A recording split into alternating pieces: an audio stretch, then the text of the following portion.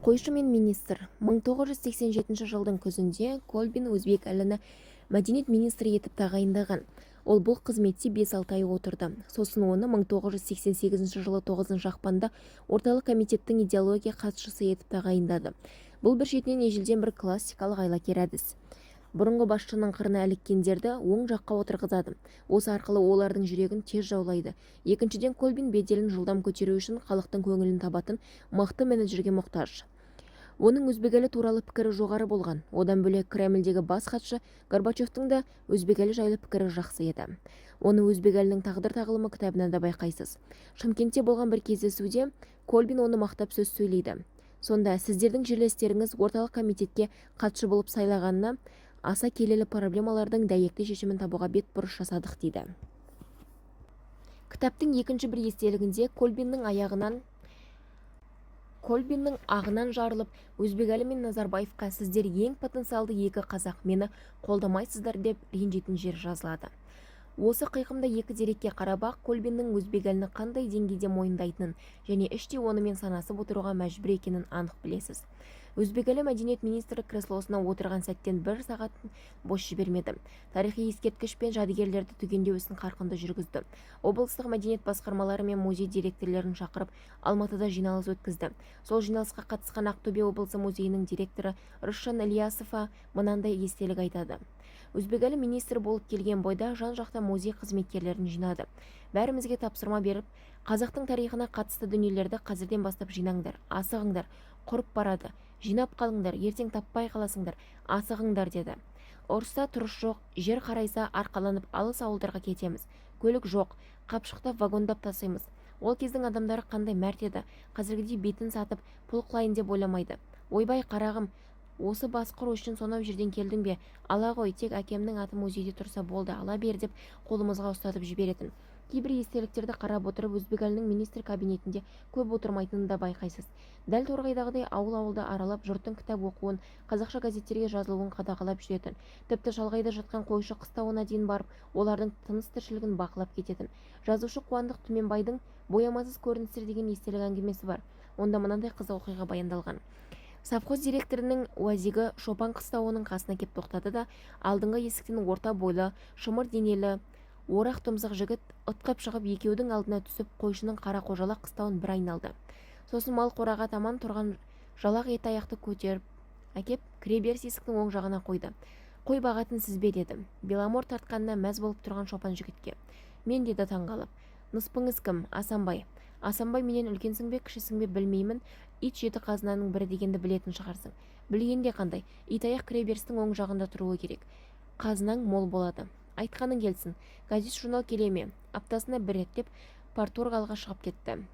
Асанбай өзің айт, мен мектепке бармағам. Жұбайың бала-шағаң оқымай ма? Қатын қара танымайды. Бала-шаға қашан болады деп күтіп жүрміз. Автоклуб келе ме? Автоклуб деген не? Сұрау салушы парторгтың бетіне бір қарады да бұрылып кетті. Қойшы парторгтен, мына өзі не істейтін адам деді. Мәдениет министрі. Мәдениет министрі дейсің бе, осындай да министр болады екен-ау деп Асанбай аузын ашты. Бір жетіден кейін желбезек көйлек пен зілекке киген қыздар қыстауға келіп ән айтып би биледі. Асанбайдың аузы ашылып қалды. Движокты от алдырып түнде Гауһартас деген кино көрсетті. Қойшы туралы екен. Асанбай өзін көргендей болды. 3 аптадан соң үлкен движок күн бата пырылдап, қыстауда жарқырап шам жанды. Асанбай өркениетке жалғанғандай болды. Колхоз бригадирі бір қорап газет пен кітап әкеліп тастап кетті. Кешке қойды қораға қамаған соң Асанбай шам жарығымен ежелеп кітап оқып отырды. Ара-арасында шам жарығына шүкіршілік көзбен қарап қойып, осындай да министр болады екен-ау деп таңғалды. Жылдар өткен соң газеттен Өзбекәлі Жәнібек туралы қазанама оқып отырып министрні суретінен таныды. 5 арысты ақтау. Өзбекәлі Жәнібек 1989 жылы орталық комитеттің идеология жөніндегі хатшысы болып тағайындалған соң қауіпті майданға кірді. Ол 5 арысты ақтау кезеңі. Дәл осы кезде интригада қызып, Өзбекәліні жан-жақтан жұлмалап, терсігінен тістеп, желкесін қиғысы келетін қарсыластары да қаһарына мініп тұрған. Осындай қауіпті алаңға кірген Өзбекәлі дұшпанға алдырмас үшін нық бекініп қатал мінез көрсетті. Мұны тағдыр тағылымы кітабында ашық жазады. Кітабын қарап отырсаңыз, Өзбекәлі бірнеше майданда соғысуға мәжбүр болған. Бірінші кезекте 5 арысты ақтауды қолға алған, екінші наурызды қайтарып абыроймен тойлау ұйымдастырды. Үшінші кезекте қазақ тілінің мәртебесін заңмен көтеруді ойлады. Төртінші ретте Солженицин «Комсомольская правда» газетіне шовинистік пиғылдағы мақала жариялаған. Оған қарсы жауап беруде кезек күттірмеді. Жау жағадан алғанда бөрі етектен демекші, Өзбекәлінің балағынан тартқан дұшпаны да айналасында көріп жүрді. Оның игі істерінің бәріне тосқауыл қойып, статус-квоны сақтап қалғысы келгендер көп болды. Өзбекәлі естілігінде әсіресе Шәкәрім, Ахмет, Мағжан, Жүсіпбек, Міржақыптың ісін қайта қарайтын ОК-тың комиссиясы жұмыс істей бастағанда Алашорданы ақтап жатыр деп өзіме шабуыл жасағысы келгендер неден болса да тайынар емес дейді. Ол алаш зиялыларын ақтайтын комиссия жұмысына 5 арыстың жақтасы мен қарсыласын қоса кіргізді. Комиссияны академик Жабайқан Әбділдин басқарды. Комиссия құрамына Қозыбаев, Базарбаев, Байжанов, Әлімжанов, Ахмет, Бердібай, Сәтбаева, Қирабаев, Зиманов, Қаратаев, Сыздықова, Тәжібаев, Шәріпов, Кекілбаев, Қайдаров, Кеңесбаевтар кірді. Комиссияның алғашқы мәжілісінде бірінші болып сөз алған Өзбекәлі: «Мен бұл кісілерді жалпылама білетінім болмаса, олардың шығармашылығымен таныстығым шамалы. Біз солай өстік, істеген қылмысын біле бермейміз. Ал сіздер алдыңғы қатарда отырған ағаларымыз академик Кеңесбаев, Қаратаев, Тәжібаев, Шәріпов кімнің кім екенін жақсы білесіздер. Бұлар не қылмыс істеді, нені бүлдіріп қойды, айтыңыздар. Қазір айтпасаңыздар, қашан айтасыздар, оны да біліп алайық. Қашанғы жабылған қазан жабулы күйінде қала береді. Мен Мағжан мен Жүсіпбекті оқымаймын деп жүрген жоқпын. Кітаптарын табу қиын, сирек қордан әлде қашан алынып тасталған. Архивтен мардымды ештеңе таппадық. Ендігі үміт ел қолында сақталған құжаттарда. Бірігіп жұмыс істесек, прокуратура, сот, ішкі істер министрлігі, КГБ бізге көмектесер деп ойлаймын. Көбістің бетін ашуға болады. Ұсынысты соза бермей, тезірек дайындаңыздар» дейді. Міне, Өзбекәлі бұл қадамның қалай басталғанын осылай еске алады. Бірақ мәжіліске қатысып отырған ақсақалдар ләм деп ауыз ашпайды. Орта буынның өкілдері болса, осылай құрмай жақсылық болмайды деп ақсақалдардың атына ауыр сөз айтады. Шыны керек, Өзбекәлі өзі бастап: «Ал жігіттер, қимылдап қалыңдар, шабатын кездерін келді» деп мүмкіндік беріп тұрса да, ешкім озып шықпаған. 1937 жылдың үрейі әлі де олардың психикасына үстемдік етіп тұрыпты. Алаш зиялыларын ақтау ісінде оқиғаның бастан аяқ куәсі болған Серік Қирабаев мынандай естелік айтады. Бұл кезде мен Ұлттық ғылым академиясының әдебиет және өнер институтында директор болып істедім. Партияның бұрынғыда емес қаһарының қайта бастаған кезі. Соны пайдаланып, қазақ оқырманының бір тобы Шәкәрімді ақтау жөнінде ұсыныс кіргізді. Ұсыныс бойынша орталық комитет арнаулы комиссия құрды. Құрамына тарихшылар мен әдебиетшілер кірді. Комиссия бастығы Жабайқан Әбділдин. Мен сол құрамда болдым. Қанша дегенмен ескі стильдің беті қайтып болмаған кезі ғой. Біраз айтысып тартысып, ақыры Шәкәрімді ақтауға келістік. Шәкәрімге КГБ таққан айыптар дәлелсіз көрінді. Соған қарамастан олар таласып бақты. Ең соңында орталық комитет бюросына барып таластық. КГБ төрағасы Мирошник: «Комиссия қорытындысына келіспейміз. Шәкәрім Құдайбердиев ешқандай ағартушы емес. Ол контрреволюционер. Совет өкіметіне қарсы оқ атқан адам. Кулактарды көтеріліске бастаған. Сол қақтығыста мерт болды. Баласы Қытайға қашты. Құдайбердиев Алашорда партиясының мүшесі. Алашорда буржуазияшыл, ұлтшылдар мен контрреволюционерлер партиясы деп қарсыласты. Біз Шәкәрімнің ол кезде жасы 75-те болғанын, көтеріліске қатыспағанын дәлелдедік. Сол замандағы оқиғаға куәгер болған 300-ден аса адамға сұрау салдық. Оларды кезінде қорқытып жалған құжат жаздырғанын көрсеттік. Оның өлеңдерінде де совет өкіметіне қарсы ешқандай дерек жоқ екенін айттық. Өзбекәлі дәл осы тұста орталық комитетке хатшы болып келген. Оның бір мінезі ұлт мәселесіне келгенде жанып кететін және мәселені тез шешетін. Сөзі аз, тындырары мол. Көп сөзді, нақты ұсынысы аз адамды ұнатпайтын. Сөйлеушіні мысымен басып тастайтын. КГБ өкілі алыстан орағытып келе жатыр еді. Өзбекәлі оған тыжыранып қарады да қабағымен ықтырды. «Қысқа сөйле, нақты айт, не айып тағасың» деп шүйлікті. Қарсы тарап күмілжіді. Осылайша Шәкәрімді ақтап алдық. Өзбекәлі болмағанда Шәкәрімді ақтап алуымыз қиын болар еді. Бұл оқиға 1988 жылдың сәуірінде болған. Яғни Өзбекәлінің қызметке отырғанына әлі 2 ай толмаған. Бірақ 2 айдың ішінде 2 ғасырда істелетін шаруаны шешіп тастады. Біріншісі наурызда қайта келді, екіншісі Шәкәрімді ақтап алды. Салыстырып көріңіз, біздің қазіргі мәдениет министрлері креслода ең кемі 6 ай, ұзағы 6 жылға дейін мызғымай отырса да, бір шөптің басын сындырарлық нәрсе істей алмайды.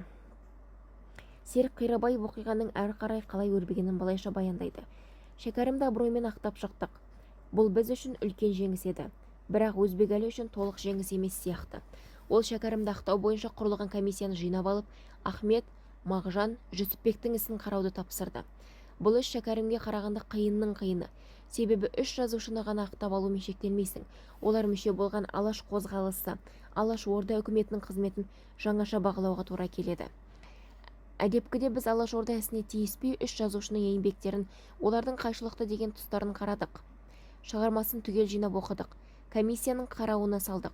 Сөйтіп олардың әдеби, қоғамдық саяси қызметінде кеңестік құрылысқа қарсы ештеңе жоқ деген шешім қабылдадық.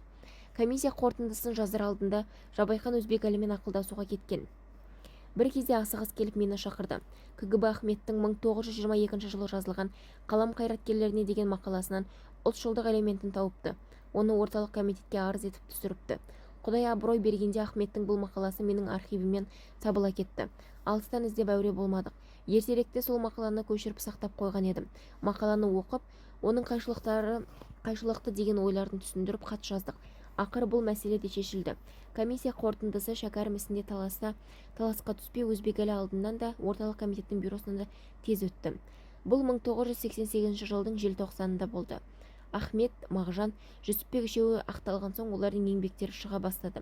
1990 жылы 26 ақпанда Тіл білімі институтына Ахмет Байтұрсынұлының аты берілді. 1992 жылы Ахметтің Тіл тағылымы деген кітабы шықты. Серік Қирабаев естелігінде әрі қарай бүй деп жалғайды. Міржақып Дулатовтың ісі қаралды. Бұл ең қиыны еді. Өзбекәлімен оңаша пікір алыстық. Себебі Амангелдінің өліміне Міржақыптың қатысы бар деген әңгіме тараған. Сондықтан Міржақыпты батыл көтеруге жүрек дауаламады. Өзекеңе қоя тұрайық, артынан көреміз дестік. Бір күні Өзбекәлі шақырды. Бардым. Ол әңгімені төтесінен бастады. Міржақыптың қызы Гүлнардың келіп кеткенін айтты. Ахметтерді ақтағанда өмірін сол кісімен бірге өткізген әкесін тастап кеткеніне реніш білдіріп кетіпті. Әкесі туралы біраз құжат пен қағаз әкеліп тастаған екен. Өзекең танысып шық деп оларды маған берді. Өзі де қарап отырмай қауіпсіздік комитетіне Амангелдінің өліміне Міржақыптың қатысы бар жоғын анықтап беруді тапсырыпты. Біздің комиссияға Міржақыптың әдеби шығармаларына қарап қорытынды жасауды жүктеді. Жабайханмен ақылдаса отырып Міржақыптың әдеби мұрасы жайлы хат дайындадым да Өзекеңе әкелдім. Ол кейбір жерін қаламмен толықтырды. КГБ Амангелдіні өлтірушілердің тізімінен Міржақыптың есімін таппады. Сөйтіп Міржақып та оңай аяқталды. Егер орталық комитеттің идеология тізгінін Өзбекәлі емес басқа біреу ұстаса, осы іс ойдағыдай шешілмес еді. Құдай абырой бергенде бітер істің басына жақсы келер қасына дегендей, Өзекеңнің осы қызметке келуі қазақтың бағын көтерді. Арыстарын ақтады, жоғын толтырды. Ендігі кезекте ақталған арыстардың шығармаларын ойдан, қырдан, Мәскеу, Ленинград, Қазан, Ташкент тағы басқа жерлерден іздедік. Өзбекәлі болмағанда алаштықтарды ақтау қиынға соғар еді деді. Сөзді Шерхан Мұртаза да қуаттай түсті. Біз қазір Шәкәрім Ахмет Байтұрсынұлы, Мағжан Жұмабаев, Міржақып Дулатов, Жүсіпбек Аймауытовты қолымызға ту етіп ұстап жүрсек, оның қайнар көзі бастауында Өзбекәлі Жәнібек тұрды. Соның қайсарлығымен ғана тарихи зор істі абыроймен ақтардық дейді ол. Партия әлсіреп, совет билігі өз қылмысын өзі әшкерлеп жатқанда Өзбекәлінің де осы жағдайды ұлт мүддесінде шебер пайдаланғаны байқалады. Алаш арыстарын қай өкімет соттаса, оларды сол биліктің өзіне ақтатып алу жеңістің белгісі. Баз біреулер Өзбекәлі асықпаса да, СССР тарап олар онсызды жарыққа шығар еді ғой деп таяз ойлайды. Әсте олай емес. Қазақстан Республикасы тәуелсіздік алған соң авторитарлы режимнің қол астында жаншылып 30 жыл жатты. Бұл кездегі басшылар Өзбекәлінің СССР кезінде бітірген ісінің жартысында тындыра алмады. Қайта керісінше архивке түсіп, ашаршылық пен репрессия құрбандарын құжат түрінде түгендеуге тыйым салды. Бұл тыйымның бәрі қанды қаңтар оқиғасынан кейін ғана әлсіреді. Алаш жетекшілеріне арнап Астанада ескерткіш ашылды. Фильмдер түсіріле бастады. Аштық пен қуғын-сүргін құрбандарын зерттеу, анықтау, түгендеу бойынша мемлекеттік комиссия құрылды. Өзінің арыстан жүректі мықтыларын жауға бермейтін менталитет қазақтарда көне түркілік дәуірден басталған. Орхон жазуларында да ел үшін құрбан болған ерлерін ұлықтайды. Бұл дәстүр СССР кезінде үзілген жоқ. Партия күшінде тұрған жылдары Жұмабек Тәшенов басын бәйгеге тігіп 3 бәйтеректі ақтап алған. Ол 1957 жылы Қазақстандағы 30-50 жылға зұлмат құрбандарын ақтап алу комиссиясын басқарды. Бейімбет, Ильяс, Сәкен үшеуін ақтап, олардың кітаптарын қайта бастырып шешім шығарды. Соның арқасында Шұғаның белгісі, Құлагер, Күйші сияқты шығармалар оқырманмен табысты. 3 бәйтерекпен бірге 50 жылдар репрессияға ілінген Ермұхамбет Мақан, Бек Сүлеймен, Есмағамбет Ысмайыл, Хамза Мұхамеджан, Зейін Шашкин, Сейділ Талжан сияқты зиялыларды түрмеден босатты. Жұмабек болмағанда Сталин кезінде нақақ сотталған осы азаматтар түрменің қапасында ұзақтау жатар ма еді? Кім білсін. Оның тағы бір көзсіз ерлігі Мағжанның жесір ізіле қапамызға үй беруі. Ол кезде Мағжан әлі ақталмаған еді. Санадағы осы тарихи тізбек үзілмей өзбек елінің бойында қайнап жатты. Қолына билік тізгіні тиген бойда ол Жұмабектің жұмысын жалғастырды. Серік Қирабаев бес арысты ақтау ісінің соңғы этапын былай баяндайды. Мен өзбек елінің азаматтық ерлігін, ел сүйгіш сезімін, ұлтшыл мінезін осы тұста ерекше таныдым.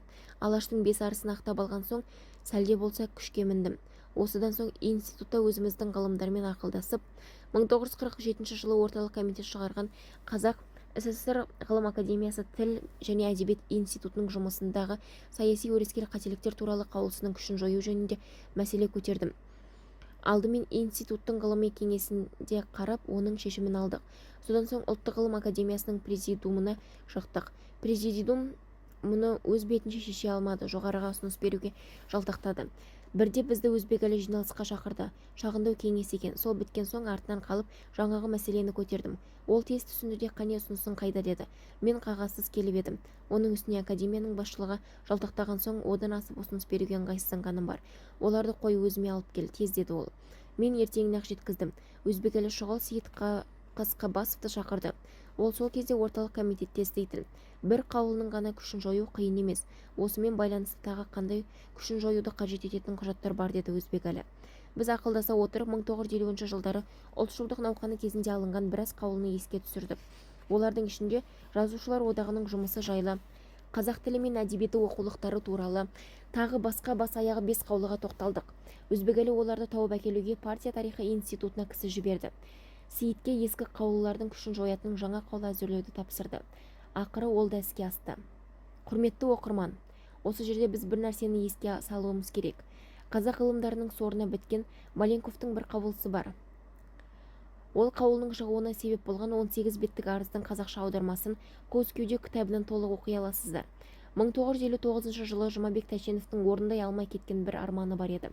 Ол Бауыржан Момышұлына Совет одағының батыры атағын әперу. Ол бірнеше рет Мәскеуге ұсыныс беріп дегенін өткізе алмады. Бір шетінен Бауыржанның өзі де мұндай атақты алуға ынта танытпады. Екіншіден кедергі көп болды. Оған бұл атақ 1990 жылы 24 желтоқсанда берілді. Ең қызығы оған осы атақты ресми берілгенін мемлекеттік мінберден өзбек әлі Жәнібек мәлімдеді. Өзбек әлінің кәсіби мамандығы тарихшы. Ол қазақтың бергі тарихы былай тұрсын арғы тарихында терең білетін. Кез келген жер суатына қарап, оның тарихын тарқататын білімі болған. Мырзатай Жолдасбеков мынандай естелік айтады. Бір күні өзбек әлі екеуміз Алматыда, үлкен Алматы өзенінің жағасында біреуді күтіп тұрдық. Ойламаған жерден Алматыны жарып ағатын өзен жайлы әңгіме басталып кетті. Арықтағы судан басталған әңгіме ақыр аяғында Алатаудың етегіне жетіп шыңымен аяқталды. Маған бейне бір Алатаудың әр түйір тасымен тілдесіп шыққандай әсер қалдырды. Уақытқа қарасам 2 сағат зымырап өтіпті. Оның білімпаздығы сондай, кез келген тасты түртіп қалсаң, соның тарихы жайында сағаттап лекция оқып беретін. Мінекей осындай білім иесі СССР кезіндегі қалыңдығы пышақ жүзінде Қазақстан тарихы оқулығын көргенде қорланатын болған. Қазақтардың жасық болып, ұлттық мүддеге келгенде намысқа шабалмай шабан тартуы, төл тарихы мен мәдениетін білмеуінен. Өзбек елі орталық комитетке хатшы болып келген соң бұл мәселені де қолға алды. Мәймөңкелеп уақыт созбай СССР кезінде қазақ тарихын түгендеуді бастап кетті. Сол мақсатта Қазақстан территориясы, тарих және қазіргі кезең деген тақырыпта республикалық конференция өткізді. Кәсіби тарихшы ретінде ол СССРдің тарамай қоймайтынын алдын ала білген. Оны Көпен Әмірбектің мына бір естелігінен анық байқаймыз. 28 тамыз өз ағаның туған күні. 1991 жылы өз ағаң Мұқағали Мақатаев армандаған Асқартаудай 60 жасқа толды. Қазақ жазушылар одағы ішіндегі қаламгер мейрамханасына бір атадан тараған ағайындар кешкі сағат 6-да жиналдық. Бір қызығы, ортамызда той иесінің өзі жоқ. Көкеміздің туған күнін қалай атап өтпекпіз? 1 сағат күттік, жоқ. 2 сағат күттік, жоқ. Бір шұғыл шаруа шығып қалған шығар. Тойды бастай берейік. Кешіксе де кеп қалар деп жайлы дастарханға жайғастық. Көкеміз әлі көрінбейді. Кімге тілек айтамыз? Ал қақотын жайылған ағайындар бір-бірімен шүйіркелесіп әжік-күжік әңгімеге көшті. Той ортасынан ауғанда 60-қа толған ағамыз жарқ етіп көрінді әйтеуір. Бәріміз қол шапалақтап қарсы алдық. Өз тойына өзі кешігіп келген себебін бір-ақ ауыз сөзбен түсіндірді. Орталық комитеттегі жиналыстан қазір шықтым. Совет одағы тарады деді. Үш ұйықтаса түсіне кірмес тосын хабарды естіген елдің бәрі үрпейісіп қалды. Әуелгіде әкең өлді дегенде естілді. Сенбедік. Аузымыз ашылып аңтарылдық. Төбемізден жай түскендей болды. Бір сәт өз ағамыздың түріне қарасақ, о ғажап, арқасы кеңіген адамдай арқа-жарқа, жүзі жайдары, коммунистік партияның құз басынан құлағанын қуаттағандай өкініш табы өңінен байқалмайды. Сыр алдырмас сырбаз ағамыздың ішінде ұлт мүддесінің байыпты бағдарламасы жатқанын ол кезде аңғармадық. Тарай қалған күннен бастап Ресейдің көрші елдерге территориялық талабы болуы мүмкін екенін түйсікпен болжаған. Сондықтан бұл түйінді СССР тарамай тұрып шешіп алуға тырысқан. Оның болжамы дәл шықты. Ресейлік шенеуніктер қауіпті тақырыпты оқтын-оқтын қозғай бастады. Тіпті отпен ойнап бірнеше көрші елдің басы бәлеге қалды. Керісінше тәуелсіздік алған соң бізде бұрын Астана шекара мемлекет болмаған деген жөнсіз әңгіме елбасының аузынан сирек те болса естіліп тұрды. Өзбек әлі қазақ тарихын тірілту арқылы мемлекетшілдік санасында нығайтуға болатынын білді. Еш кедергіге қарамастан қазақ тарихын тереңдетіп оқуға жол ашып берді. Мұны тарихшы Аманжол Күзембайұлының естелігінен байқайсыз. СССР кезінде мектепте Қазақстан тарихын оқытуға 50 сағат бөлді. Оның өзі 7, 8, 9, 10 сыныптарда СССР тарихына қосымша пән ретінде оқытылатын. Егер тарихқа 480 сағат бөлінсе, қазақ тарихының лимитін есептей беріңіз. Оның өзін бір мұғалім өткізсе, екіншісі өткізбейтін. Себебі мектеп мұғалімнің ішінде қазақ тарихын білетіндер жоқтың қасы. Үлес салмағы тым мардымсыз. Қазақстанның жоғары оқу орнында да қазақ тарихы оқытыла бермейді. Сөйтіп жүргенде орталық комитеттің идеологиялық хатшысы болып Өзбекәлі Жәнібек тағайындалды. Осыны пайдаланып, оған 1989 жылдың 22 қыркүйегінде хат жаздық. Көп өтпей тарихқа берілетін 480 сағат уақыттың 240 сағаты қазақ тарихына бөлінді. Осы күні Қазақстан тарихын оқыту тәуелсіздікпен келді деген жаңсақ пікір бар. Мұның басында сол кездегі қисық-қыңыр саясаттың қыспағында жүрген Өзбекәлі сияқты азаматтың ерлігі екенін біреу білсе, біреу білмейді. СССР тарихын тараған соң халықаралық сарапшылардың көбі Қазақстан бейбіт ел бола алмайды, өзге ұлттың саны басым, ұлтаралық қақтығыс болмай қоймайды деп болжаған. Осындай сараптамаға сүйеніп, ел ішінен бүлік шығаруға ұмтылған ұсақ ұйымдарда болды. Ондай кезде ұлы тұлғаларды мемлекеттік деңгейде тойлау арқылы ғана ұлттың бір тұтастығы мен мемлекеттің унитарлы республика екенін паш ете аласың. Ірі мәдени шаралар елді бүліктен аман сақтап қалады. Халықтың жігерін оятып, дұшпанның меселін басады. 1995 жылы Қазақстанның экономикасы әлсіз кезде Абайдың 150 жылдық мерейтойын дүркіретіп атап өтудің астарында осындай мемлекеттік мүдде жатты.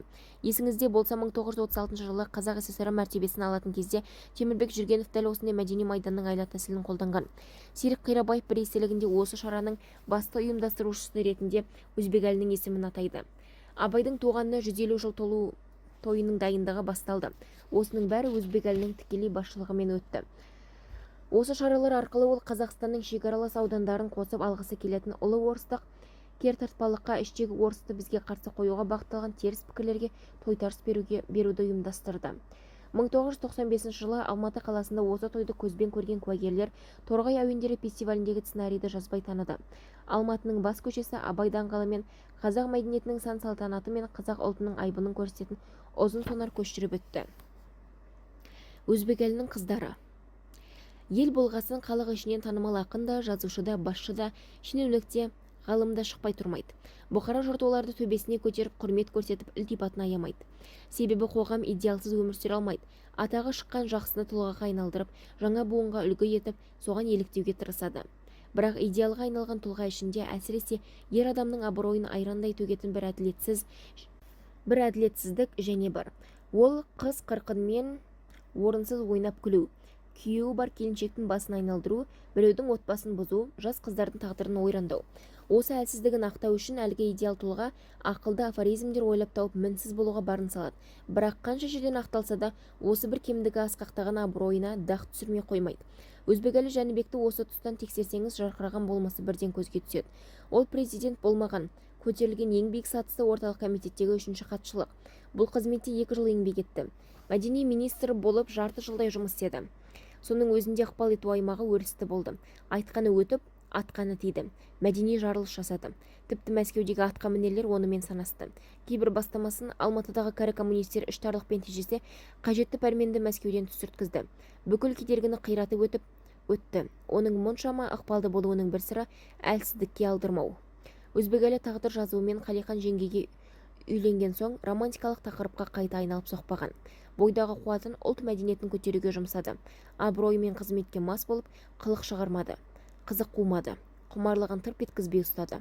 Өзбекәлі жайлы естелік жинағанда тірі куәгерден де, жазылған деректен де оның оғаш жүрісін байқамадық. Керісінше қыз баласына қамқор болған ағалық мінезін көрдік. Қазақстанның халық артисі даңқты биші Гүлжан Талпақованың естелігі.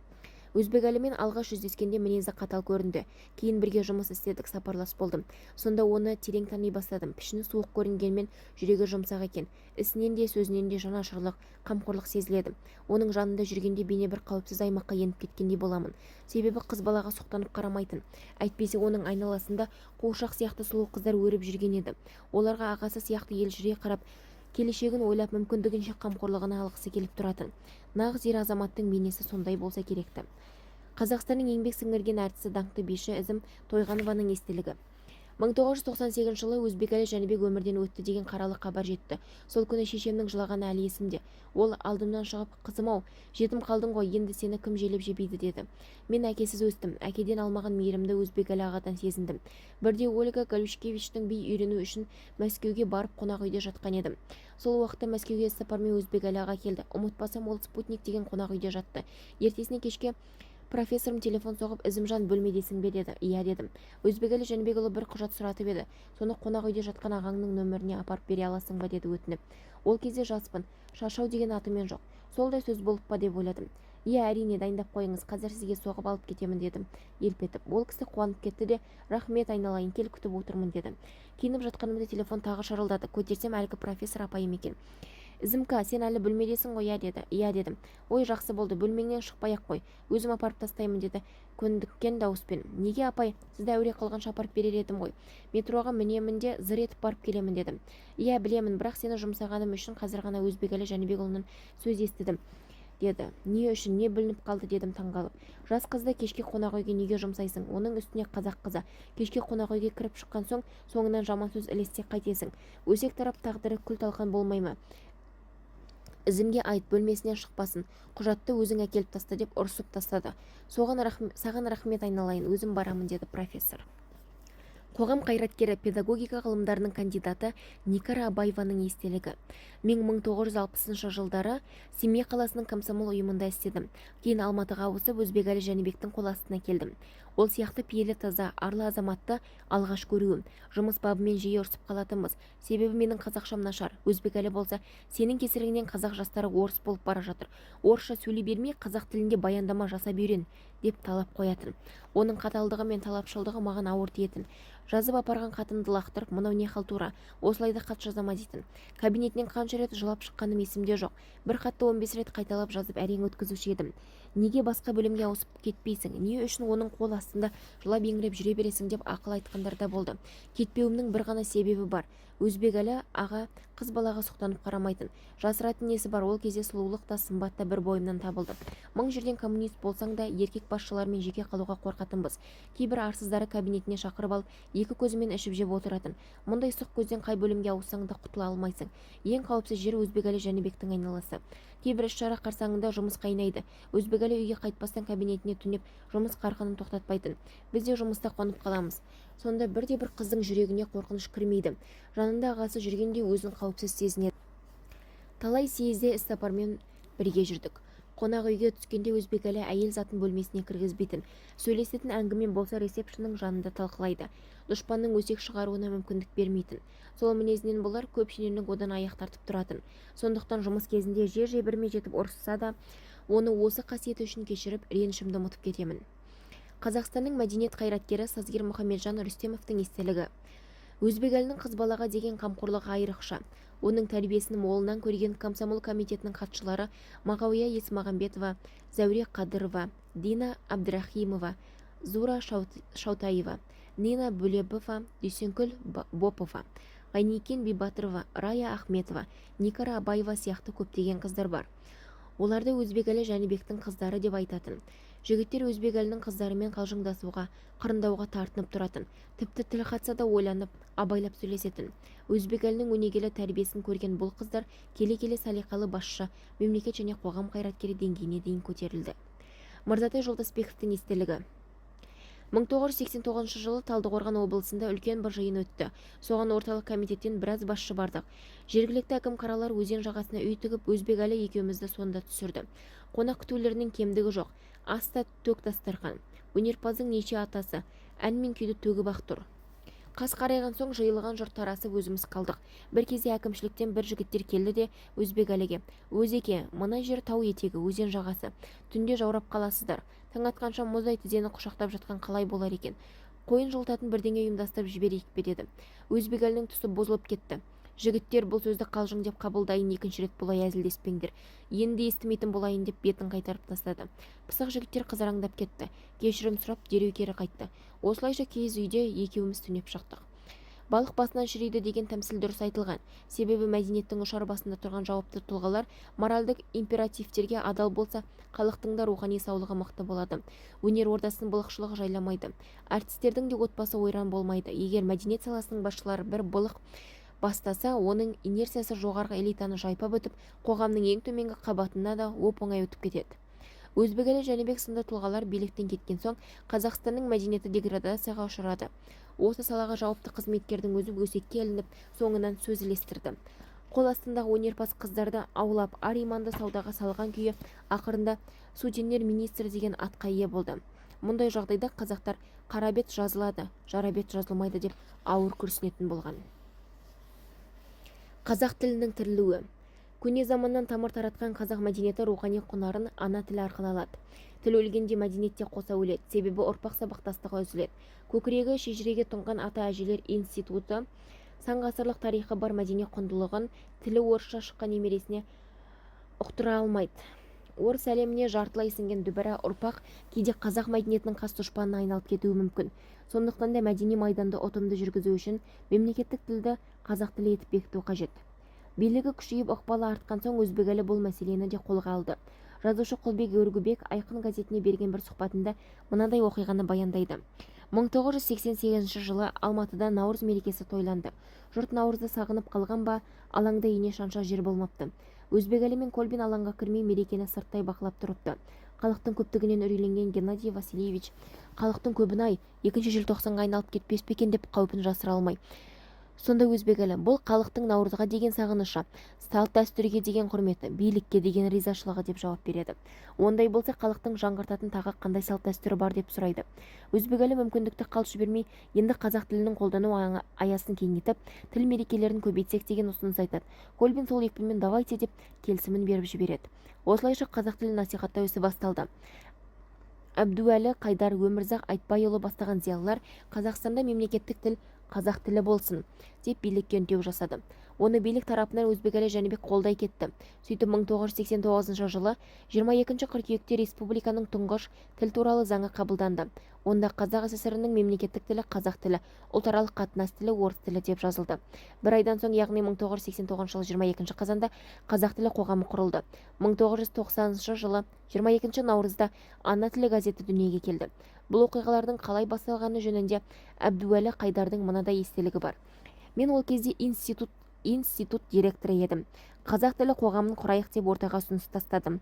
Өмірзақ Айтбайұлы бастаған көзі ашық ғалымдар қолдай кетті. Мәселені көтеріп орталық комитетке Өзбекәлі Жәнібекке бардық. Ол бірден қолдады. Сосын халыққа арнап қазақ тілі қоғамын құрып, тілімізге араша түссек, бізді қолдайсыңдар ма деп хат жаздық. Сол-ақ екен, халық қолдамақ түгіл төбесіне көтеріп әкетті. Елдің әр түкпірінен хат қарша борады. Өзбекәлі бізге бұл хаттар тек оқылып бір жерде қалып қоймасын, сендер оны тіркеп жинаңдар деді. Сосын орталық комитетте өзімізбен бірге жұмыс істейтін Мырзатай Жолдасбеков, Сейіт Қасқабасовқа тапсырма беріп, мына хаттар туралы қорытынды жазыңдар, біз оны Көлбинге табыс етейік деді. Аз уақытта ел ішінен бір қап хат түсті. Халықтың ана тіліне қатты алаңдайтыны көрінді. Өзбекәлі сол хаттарды тізімдеп Көлбинге жеткізді. Содан кейін жиын мен митинг, тіпті конференция өткізуге жер-жерден рұқсат алып берді. Өзбекәлінің арқасында Мұхтар Әуезов атындағы драма театрда алғашқы мәслихатымызды өткізіп, қазақ тілі қоғамын құру туралы мәселе көтердік. Бұл күн 1989 жылдың 29 қыркүйегі болатын. Өмірзақ Айтбайұлы бүй дейді. Қазақ тілі қоғамы өмірге келген соң ана тілі газетін ашқымыз келді. Бір күні Өзбекәлі Әбдуәлі Қайдар екеумізді шақырып, қуанышты хабармен бөлісейін. Қазақ тілі журналы ашылатын болды. Басшыға қол қойдырып шықтым дедім. Біз таңырқап, өзеке жігіттеріңіз шатастырып отыр. Біздің сұрап жүргеніміз қазақ тілі журналы емес, ана тілі дейтін газет. Қазақ тілі журналының тіл білімі институты сұраған. Өртеніп тұрған қазақ тілінің проблемасын сал бөксе журналмен қалай көтереміз дедім. Шатасып кеткеніне өзбекәлі де таңырқады.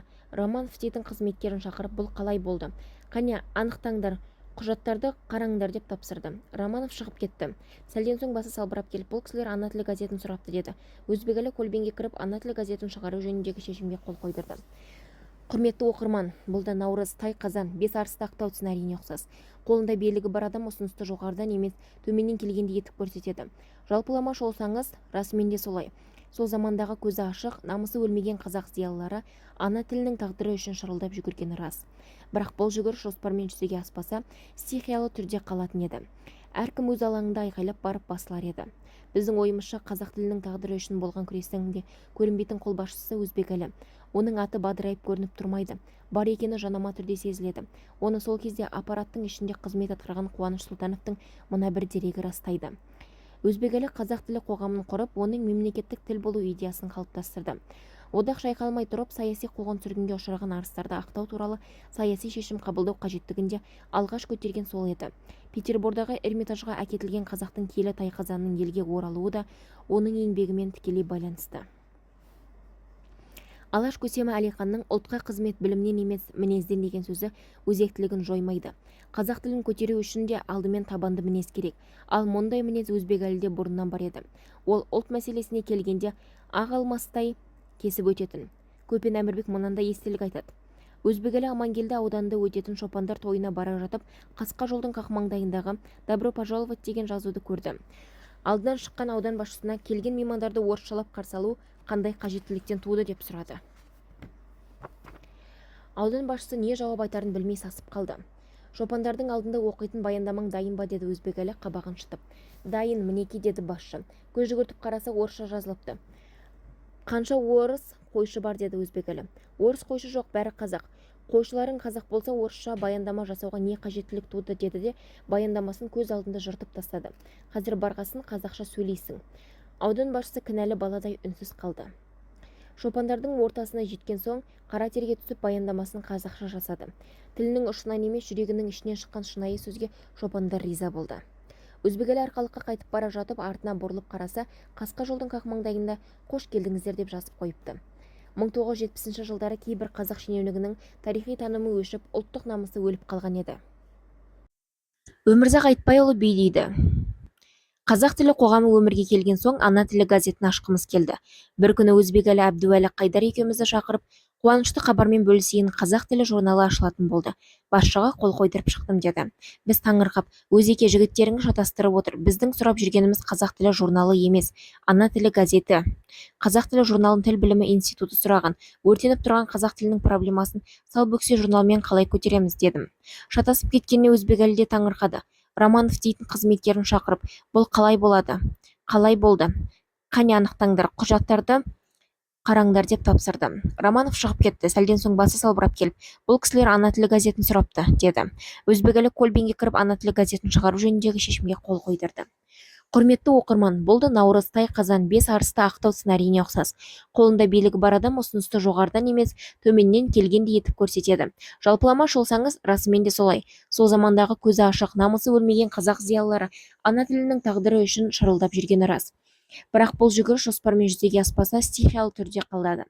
Әркім өз алаңында айғайлап барып басылар еді. Біздің ойымызша, қазақ тілінің тағдыры үшін болған күрестің де көрінбейтін қолбасшысы Өзбекәлі. Оның аты бадырайып көрініп тұрмайды, бар екені жанама түрде сезіледі.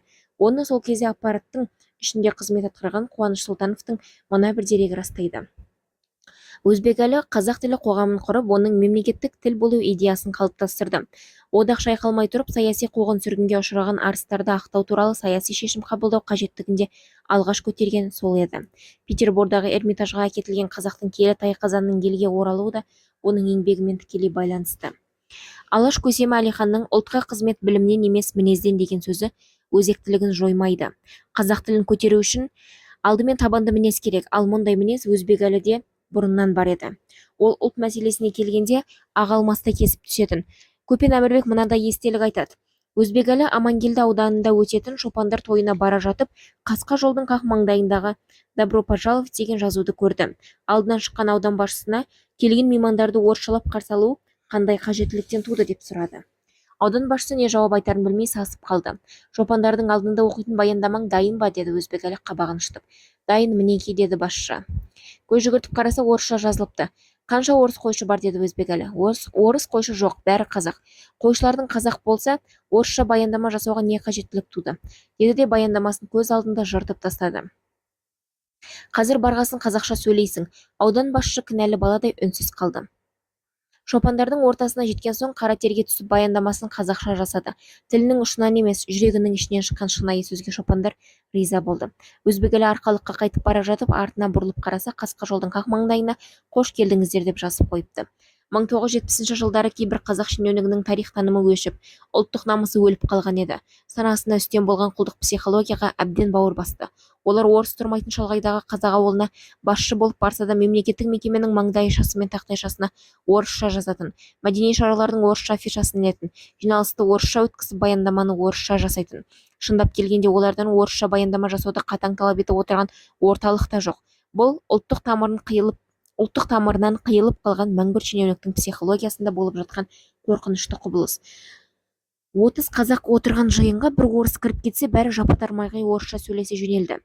Темірбек Жүргеновтің 1935 жылы Орлов есімді музыка зерттеушісін қалай тұтыртқаны есіңізде шығар. Дәл осындай намыс Өзбекәлінің көкірегінде қайнап жатқан. Осы ұлттық намыс оны құлдық психологияға құлатпай ұстап тұрды. Көпен Әмірбектің Өзбекәлі жайлы естеліктерін оқысаңыз, сол мінезге көз жеткізе түсесіз. 1985 жылдың желтоқсан айында іссапармен Отар стансасына бардым. Шағын қонақ үйде орын жоқ. Енді қайттым. Қонақ үйдің қожайыны: люксте бір кісі жатыр. Соның ауызға бөлмесінде диван бар. Соған жатасыз ба, деді. Жарайды, дедім де соған жайғастым. Бөлмеде егделеу кісі жатыр екен. Аты жөні Тастемір Байтелиев. Жалын жатқан жас кезінде орталық комсомол комитетінің бірінші хатшысы Өзбекәлі Жәнібектің құзырында бөлім меңгерушісі болып істепті. Қазір Жамбыл облыстық тұтынушылар одағының төрағасы екен. Жөн сұрастық. Қайдан келді, деді ол. Алматыдан, деп жауап бердім. Туған жерің Шымкент облысы. Оның қай жері? Шәуілдірден. Өзбекәлі Жәнібектің ауылынан екенсің, деді де әңгіменің тиегін ағытты. Мәскеуде өтетін бүкіл одақтық бір жиынға Қазақстаннан 150 комсомол баруы керек болды. Олардың қайсысы қай облыстан? Туған жылы мен ұлтын көрсетіп жазылған тізімді Өзекеңнің алдына апардым. Ол шұқшиып қағазға үңілді. Қарасам, саусақ бүгіп санап отыр. Нені? Кімді? Білмеймін. Бір кезде алдында жатқан дәу қара қайшымен әлгі апарған қағазды қидалап тастады да, Мәскеуге баратын 150 делегаттың 100-ге жуығы орыс ұлтынан. Бұл қалай? Мәскеудегі орыстарға орыс апарып таңғалдыра алмайсың, деді жай ғана жабырқау үнмен. Сосын сөзін жалғап: 100 орыстың орнына 100 қазақ дайындаңдар. Қалғаны басқалып болсын, деді. Айтты, бітті. Тапсырманы тастай қып орындадық. 1960 жылдары орыс мәдениеті өктемдік құрып тұрғанда, өз ағаңның мұндай батыл қимылы ерлікпен пара-пар еді. Жүрек жұтқан адам ғой, деді Тастемір Байтелиев. Қазақ СССР-ін барынша әлсірету Кремльдің негізгі приоритетіне айналды. Қалай десеңіз де, Қазақстан Орта Азиядағы қуатты республика саналды. Себебі Қазақ СССР-ін дүниеге әкелген қазақ хандығы Алтын Орда империясының сынығы болатын. Империя кезінде жеткен жетістіктері мен өндірген рухани һәм мәдени құндылықтары толық жойылып кетпеген.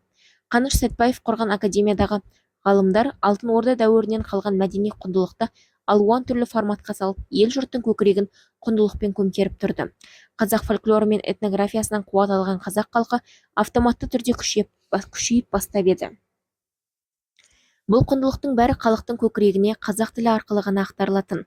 Сондықтан қазақ тілін тұншықтыру туралы жоспар жүзеге асты деуге негіз бар. 1960 жылдан бастап объективті себебі болмаса да, қазақ мектебін жаппай жабу науқанға айналды.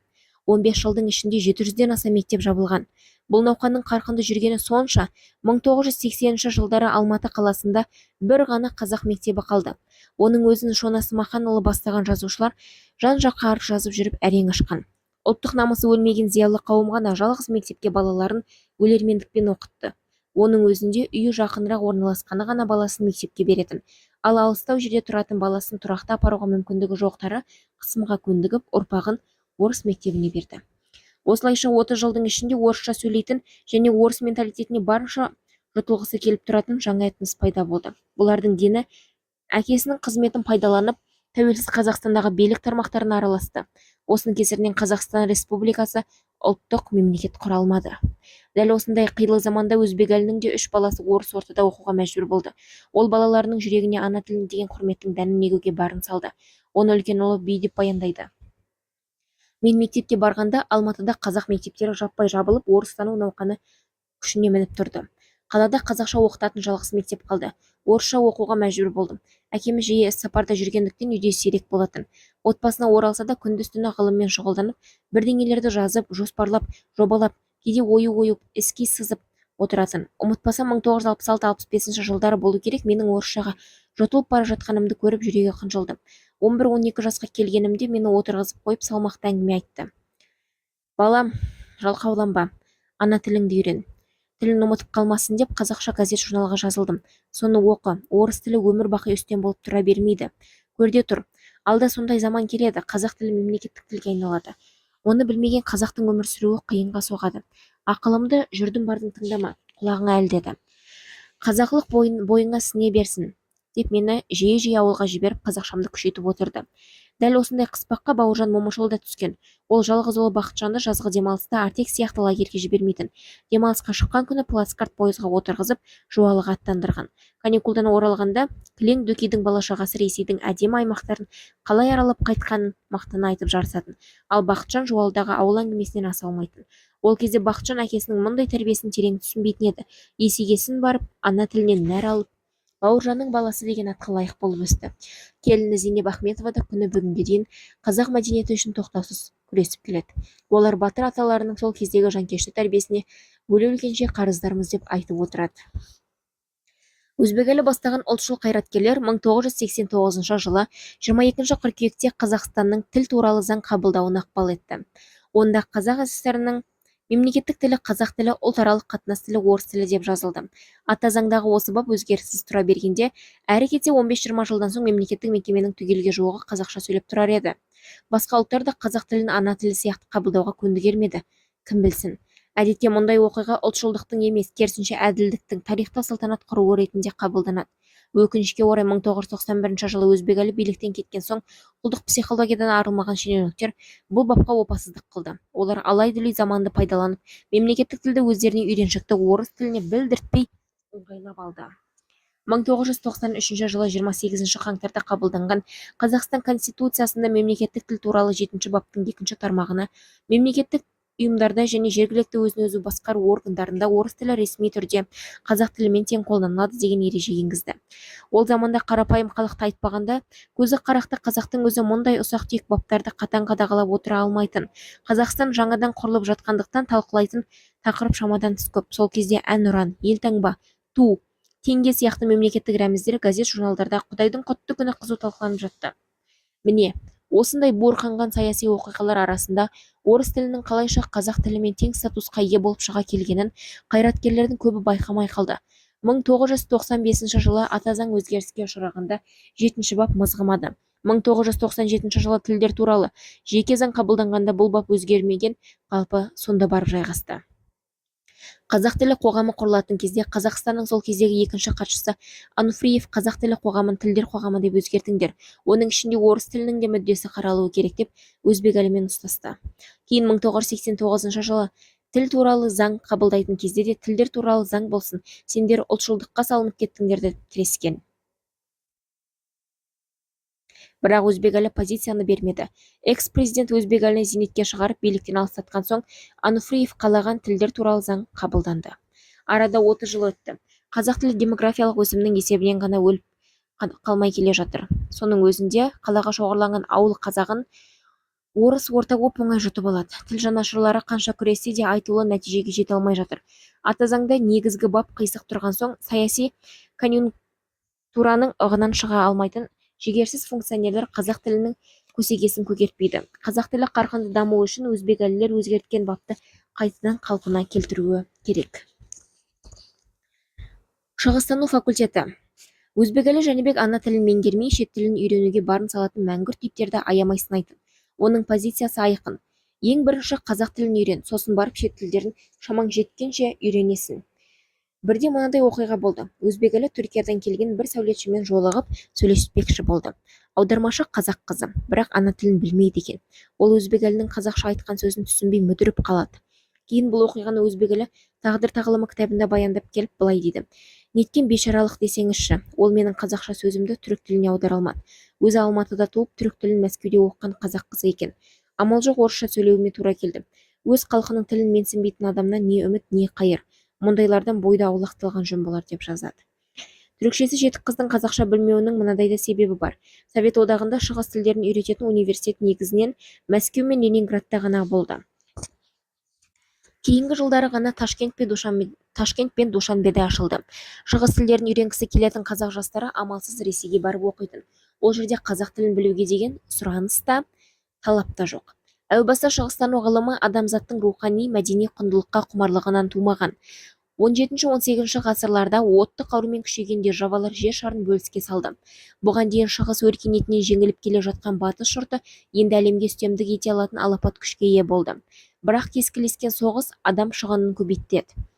Тиімді жолы дұшпанды зерттеп, жұртқа жігер сыйлайтын мәдени құндылықтарын жойып жіберу. Осы себепті бүкіл державада шығыс елдерін зерттейтін мамандар дайындалды. Олар негізден әскери офицерден тұрды. Бір офицер бірнеше шығыс тілін шебер меңгереді. Сондықтан да шығыстануға қатысты құнды дерек пен күнделіктерді әскери офицерлер жазып қалдырған. Ресей империясы да өз отары Орта Азия елдерінің этнографиясын бақайшығына дейін зерттеп тастаған. Киелі кітаптары мен әдеби мәдени мұрасын Петербордағы мұрағатқа таси берген. Нәтижесінде Ресей шығыстану институты қазақ тарихы мен шежіресін қазақтардан артық білетін дәрежеге жетті. Осы институттың арқасында Кремль әліге дейін бұрынғы отар елдерін мәдени ықпалынан шығармайды. Олардың тарихын бұрмалап, Ресей мүддесіне орайластырып, жалған тарих жазып беру олар үшін түк емес. Орта Азиядағы туыс халықтардың көне тарихынан бір деректі суырып алып, оңай араздастырып қоя алады. Мәселен, қазақ хандары мен Шайбани әулетінің соғыстарын жиі қозғап, өзбек пен қазақ жұртын бәсекелесеткені сияқты. Немесе Кенесары ханның өліміне қатысты ақпаратты көбейтіп, қазақ пен қырғыз арасында өшпенділікті күшейту мүмкін. Мұндай ықпал мен үстемдікті уыстан шығармау үшін Кремль шығыстану ғылымын отар елдерінде ашқызбайтын, ал рухани оянып, мәдени өрлеуге әсер етпейтін басқа пәндерді оқыта берді. Империяның мұндай манипуляциясынан құтылудың жалғыз жолы шығыстану ғылымын өз еліңде дамыту. Жоғалған деректерді қалпына келтіресің. Тарихты ұлт мүддесіне сәйкес қайта жазып шығасың. Қасақана бұрмаланған тарихи деректі академиялық дәлдікпен орнына келтіру керек. Өзбек елінің ендігі стратегиясы шығыстану институтын ашуға қарай ойысты. Мәдени майдан музей ашып, ескерткіштерді түгендеп, жәдігер жинаумен шектелмейді. Тіпті тай қазанда әкеліп, наурыз тойласаң да, бұл майданда жеңіп шыға алмайсың. Мәдениетіңді ғылыми ортада қорғап, Фараби, Яссауи, Баласағұн, Қашқари, Кердери сынды ойшылдарды дұрыс тануың керек. Оның үстіне көне дәуірде жібек жолын кесіп өткен саяхатшылар естеліктің көбін араб, парсы, қытай тілдерінде жазып қалдырған. Ал оларға қол жеткізу үшін шығыстану институты керек. Алайда бұл жобаны жүзеге асырудың қиындығы бар еді. Азабы көп жұмысты ешкімнің арқалағысы келмейді. Партияда, білім министрлігіде, университет ректорлары да құлық танытпайды. Олар үйреншікті орыс жүйесімен кете беруді жөн санаған. Өзбек елі өз кітабында тіпті осы мәселеге орай КазМУ ректоры Мейірхан Әбділдинмен қатаңырақ сөйлесуге тура келді, деп жазады. Автор бұл оқиғаны әрі қарай қалай өрбігенін былай баяндайды. 1989 жылы Мәскеуде өткен мұғалімдердің бүкіл одақтық жиынында Қазақ ССР жоғары, орта және арнайы білім министрі Шайсұлтан Шайхметов пен КазМУ ректоры екеуін қатар отырғызып, шығыстану факультетін ұйымдастыру жөнінде ұсыныс енгізуді талап еттім. Шығыстану факультетінің заттық техникалық базасын дамыту арқылы оны бірте-бірте арнайы институт деңгейіне көтеру қажеттігін ескерттім. Сөйтіп, 1989 жылы 27 маусымда КазМУда шығыстану факультеті ашылды. Күзде алғашқы студенттерін қабылдады. Оларға жағдай жасау үшін факультеттің оқу корпусы мен жатақханасын салу, Қазақ университеті баспасын ашу қажеттігін белгіледік. Қазақ тіліне жетік жастардың шығыс тілдерін оңай игеретінін ескере отырып, абитуриенттер таңдағанда қазақ мектебін бітіргендерге басымдық беруді ұсындым. Автор кітаптың енді бір жерінде осы бастаманы жүзеге асыруға Әбсаттар Дербісәлі мен 1991-93 жылдары КазМУдың ректоры болған Көпжасар Нәрібаевтың үлесі зор болғанын ерекше атап өтеді. Енді Әбсаттар Дербісәлінің естелігін келтірейік. 1977 жылы филология факультетінің жанынан араб бөлімі ашылған, бірақ оның күшімен шығыстану ғылымын қалыптастыра алмайсың. Урду, хинди, кәріс, жапон, қытай, түрік сияқты бөлімдерде қажет. Оның үстіне араб филологиясы кафедрасы бізге тарлық ете бастады. Арнайы факультет ашқымыз келді, бірақ Мәскеу оған рұқсат бере қоймады. Қазақстанға шығыстану не үшін керек деумен болды. қазму-дің сол кездегі ректоры Мейірхан Әбділдин бұл іске үрке қарап, тіпті қарсы шықты. Неге олай еткенін білмедім. 1989 жылы орталық комитет басшысы Өзбекәлі Жәнібекке келдім. Ол факультет ашуға ректор қарсы дейді ғой. Неге деп сұрады. Білмедім, ол кісі физика-математика ғылымының маманы ғой, шығыстану мәселесін түсінбейтін шығар деп жауап бердім. Жарайды, министрмен де ректормен де сөйлесейін дедім. Соңына қарай ол министр мен ректорға хабарласты. Ректор әдеттегідей қарсы шыққан. Әйтсе де Өзекең мәселені оңынан шешті. Көп ұзамай үкімет арнайы қаулы қабылдады. 1989 жылдың сәуірінде Өзекеңнің қадағалауымен жаңа факультет ашылды. Өзбекәлінің келешекті болжап, алыстан стратегия құратын сұңғылақ қасиетіне қайран қалмасқа шара жоқ. Ол шығыстану факультеті ашылған кезде қазақ мектебін бітірген абитуриенттер ғана қабылдансын деген ереже енгізеді. Әдепкіде бұл талап қатаң сақталған. Шығыс тілдерін үйренетін нығмет қазақ мектебін бітірген оқушыларға ғана нәсіп болды. 1996 жылдары коммерциялық мүдде алдыға шығып, Өзбекәлі енгізген ереженің бір қабырғасын құлатты. Жапон, Қытай, кәріс тілдерінде талапкерлер көбейіп, ақылы топтар ашылды. Осы кезде орыс мектебін бітірген оқушылар да бұл аймаққа өтіп кетті. Қолжазба оқитын төл маманымыз пайда болады. Олар қазақ мәдениетінің жоғын түгендейді деген үміт оты сөне бастады. Керісінше шығыстану факультеті әдемі өмір аңсаған типтерді шетелге шығарып салуға көмектесетін көпірге ұқсап кетті. Шығыстанудың негізгі ұстанымы болып саналатын араб парсы тіліне қызығушылықтар азайды. 1990 жылдары шығыстану факультетіне араб парсы тілдеріне түсу престиж саналған. Лениншіл Рүстемов сияқты ұлтшыл профессорлар Өзбекәлінің қойған стратегиясынан айнымайтын. Өкінішке қарай мұндай профессорлар азайған соң жаңа буын коммерциялық мүддені көздейтін, бірақ мемлекеттік идеологияға тиімсіз позицияға ауысты. Әсіресе 2005-2022 жылдар арасында араб пен парсы тілдеріне сұраныс төмендеді. Кейбір оқу орнында парсы тілді кафедрасы жабылып қалды. Қазір Алматы мен Астананың ірі кітапханасында жатқан қолжазбалар көп, ал оларды оқитын маман аз. Сол аз маманның өзі бір кездері шығыстану факультетіне Өзбекәлінің ережесімен қабылданған еді.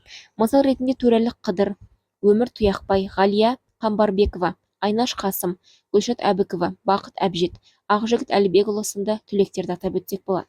Олар әлі де мәдени майданның алдыңғы шебінде күресіп жүр. Сирек қорда жатқан қолжазбалар араб, парсы, шағатай тілінен аударып, ішіндегі хикмет пен мазмұнды заманға лайықтап ұсынып келеді. Олар бүгінде тәуелсіз Қазақстанның егемендігін нығайтуға тікелей үлес қосып жатыр. Тікелей деген сөзді не үшін қолдандық? Себебі Қазақстанның ұлттық идеологиясы араб және парсы мәдениетімен қоян-қолтық араласып жатуға мәжбүрлейді. Мұны тағдыр деп қабылдасақ та болады. Бір заманда араб тілі, енді бір дәуірде парсы тілі ғылым тіліне айналды. Сол кезеңдерде қазақ тарихына қатысты аса маңызды мемлекеттік құжаттар араб парсы тілінде жазылған. Кез келген мемлекет өзінің болашағына дұрыс стратегия жасау үшін өткен тарихын сараптама жасайды. Сол үшін де Иран мұрағатында сақталып қалған көне деректерді қазақ тіліне аудару ұлттық мүдде саналады. Есіңізде болсын, ұлттық идеология 20 ғасыр басында құбылыс ретінде көрінген алаш шоғырымен ғана жасалынбайды. 19 ғасырдың екінші жартысында үркердей болып көрінген санаулы зиялы Абай, Шәкәрім, Мәшһүр Жүсіптердің шығармасын зерделеумен де бітпейді. Ертеме кешпе алаш арыстарына Абай мен Шәкәрімге серпін берген рухани импульс қай дәуірден басталды деген сұрақ ортаға шығады. Шығыстанушы ғалым Әшірбек Мүміновтің пікірінше бұл импульс алтын орда дәуірінен берілген. Ол кісі бұл дәуірді исламның постклассицизм кезеңі деп атайды. Әбу Ханифа мен имам Матуриди шариғат пен сенім жүйесіндегі қарама-қайшылықтарды Құран рухына сәйкес етіп реттеген соң, ислам рухани құндылық өндіретін жаңа кезеңге қадам басқан. Сол себепті алтын орда кезеңінде бұл топырақта Гүлстан бит-Турки, Мұхаббатнама, Құсырау Шырын, Қиса-сүл Әнбия, Қиса Жүсіп, Құсам Хатип, Жүз-жұма, Тәш-шухнама сияқты кітаптар жарық көріп, көшпелі жұрттың көкірегін құндылыққа толтырды. Қазір мағынасыз өмірден шаршаған жұрттың классикалық құндылықтарға деген сұранысы артты. Сифүл Мәлік Жамыл, Мұңлық Зарлық, Көроғлы, Фархат Шырын, Ләйлі Мәжнүн, Тахир Зухра, Қырымның 40 батыры, Қырымның қырық батыры сияқты эпикалық құндылықты іздеушілер көбейді. Әсіресе жұрт алтын орда дәуірінде жазылған құнды дерек, аңыз, шежіре, әпсана, қиссаны іздеп жүріп оқитын болды. Бір қызығы, Қазақстан ғылымында араб, парсы тілдерін білетін шығыстанушы мамандарға да сұраныс қайтадан өскен. Біреулер мұның себебін қанды қаңтар оқиғасымен тарқатады. Енді бірі Еуразия аймағындағы геосаяси жағдайдың ушығуымен байланыстырады. Бұл екі себептің де тіріліп шыға келуі ұлттық мүддемен тікелей байланысты. Мемлекеттің тұғыры мығым болып, бір тілде сөйлейтін және мәдениетін тарихтың терең қабатынан тартпаса, жылтырақ идеологияға негізделген мемлекеттің іргесі тез шайқалып, әп-сәтте күйреп қалуы мүмкін екенін көрсетіп қойды. Ал алтын орда дәуірі мәдениеттің терең қабатына араб пен парсы тілінің мамандары оңай сүңги алады. Өзбекәлі және қазақ мұсылмандығы. Үшінші хатшы болып отырғанда Өзбекәлінің кабинетіне Рәтбек Қажы Нысанбайұлы келеді. Ол ескі мешіттің әбден тозғанын айтып, жаңа мешіт салу үшін қаладан жер сұрап келгенін айтады. Өзбекәлі: оған қарсылық жоқ, тек рұқсатты министрлер кеңесінен, Назарбаевтан алу керек. Жерді солар бөліп береді. Бәлкім қаржы жағынан да жәрдемдесер. Ал біз мешітіңіздің сәулетті болуына көмектесейік. Сәулетшіңізді ертіп келіңіз, бірге ақылдасайық деп ұсыныс айтады. Онымен тағы бір жолыққанда мешіттің архитекторын қоса отырып, жаңа құрылыстың құрамдас бөліктерінің қандай болатынын келіседі. Өзбекәлі өзінің ұсынысын сызып әкелген еді. Рәтбек Қажы мен архитекторға көрсетіп, менің ойымша мешіт 4 залдан тұрғаны дұрыс. Жұма намазы оқылатын залды жетісу залы деп атайық. Қабырғасын Айша бибі күмбезіндегіндей оюлы кірпіштермен қаптайық. Күнделікті намаз оқитын бөлме Түркістан залы болсын. Оны Әзірет Сұлтан кесенесіне ұқсас шыңылтыр қышпен, мозаика кескіндермен безендірсек. Үшінші залды Маңғыстау залы деп атайық. Бұл әйелдер ғана намаз оқитын бөлме болсын. Ішін үзілмес, өткізбе сияқты Каспий сыртының өрнектері шегілген ұлутас тақташалармен ұқсатсақ. Соңғы залға сарыарқа деп ат қойып, қазақтың өзіне тән дәстүрлі қырма оюмен өрнектесек. Осылайша мешіттің төрт жағы елдің төрт құбыласы іспеттес болып тұрады. Сонда бұл намаз оқылатын мешіт қана емес, халқымыздың ұлттық өнерінен мағлұмат беретін мәдениет орталығы болып шыға келеді, дейді. Өзбекәлінің идеясымен екеуі де келіседі. Мешіттің ішкі бағаналарын және төбе жағының ағаштан шабатын болады. Еденге төселетін жолақтар мен кілемді 18-19 ғасырларға жататын шұғыла қоңырат үлгісімен жасатпақшы болады. Кілемнің бұл нұсқасы Ахмет Яссауи кесенесінде сақталған еді. Бір заманда Әзірет Сұлтан кесенесіне төселген болса керекті. Сол үлгіге қарап отырып, Алматыдағы кілем фабрикасынан тіккізуді ойлайды. Өзбекәлі зейнетке шыққанда бұл идея аяқсыз қалады. Ол тағдыр тағылымы кітабында: өкінішке қарай мешіт құрылысы созылып кетті. Мен зейнетке шыққан соң мүфти де, сәулеткер де менімен ақылдасқысы келмейтін болды, деп жазады. Құрметті оқырман, егер Өзбекәлінің осы жобасы іске асқанда, ислам діні қазір әлде қайда қадірлі болар еді. Ұлтшыл қазақтар мешіт ішінен Жетісу, Сарыарқа, Маңғыстау, Түркістан сияқты атауды оқып, қазақы өрнектерді көріп, қоңырат үлгісімен жасалған кілем үстінде отырса, мұсылман дініне бүгінгідей шүйлікпес еді. Өзбекәлі сынды сұңғыла ойшылдың жоқтығынан Қазақстандағы мешіттің көбі араб әлеміне кең тараған архитектураның көшірмесін қайталады.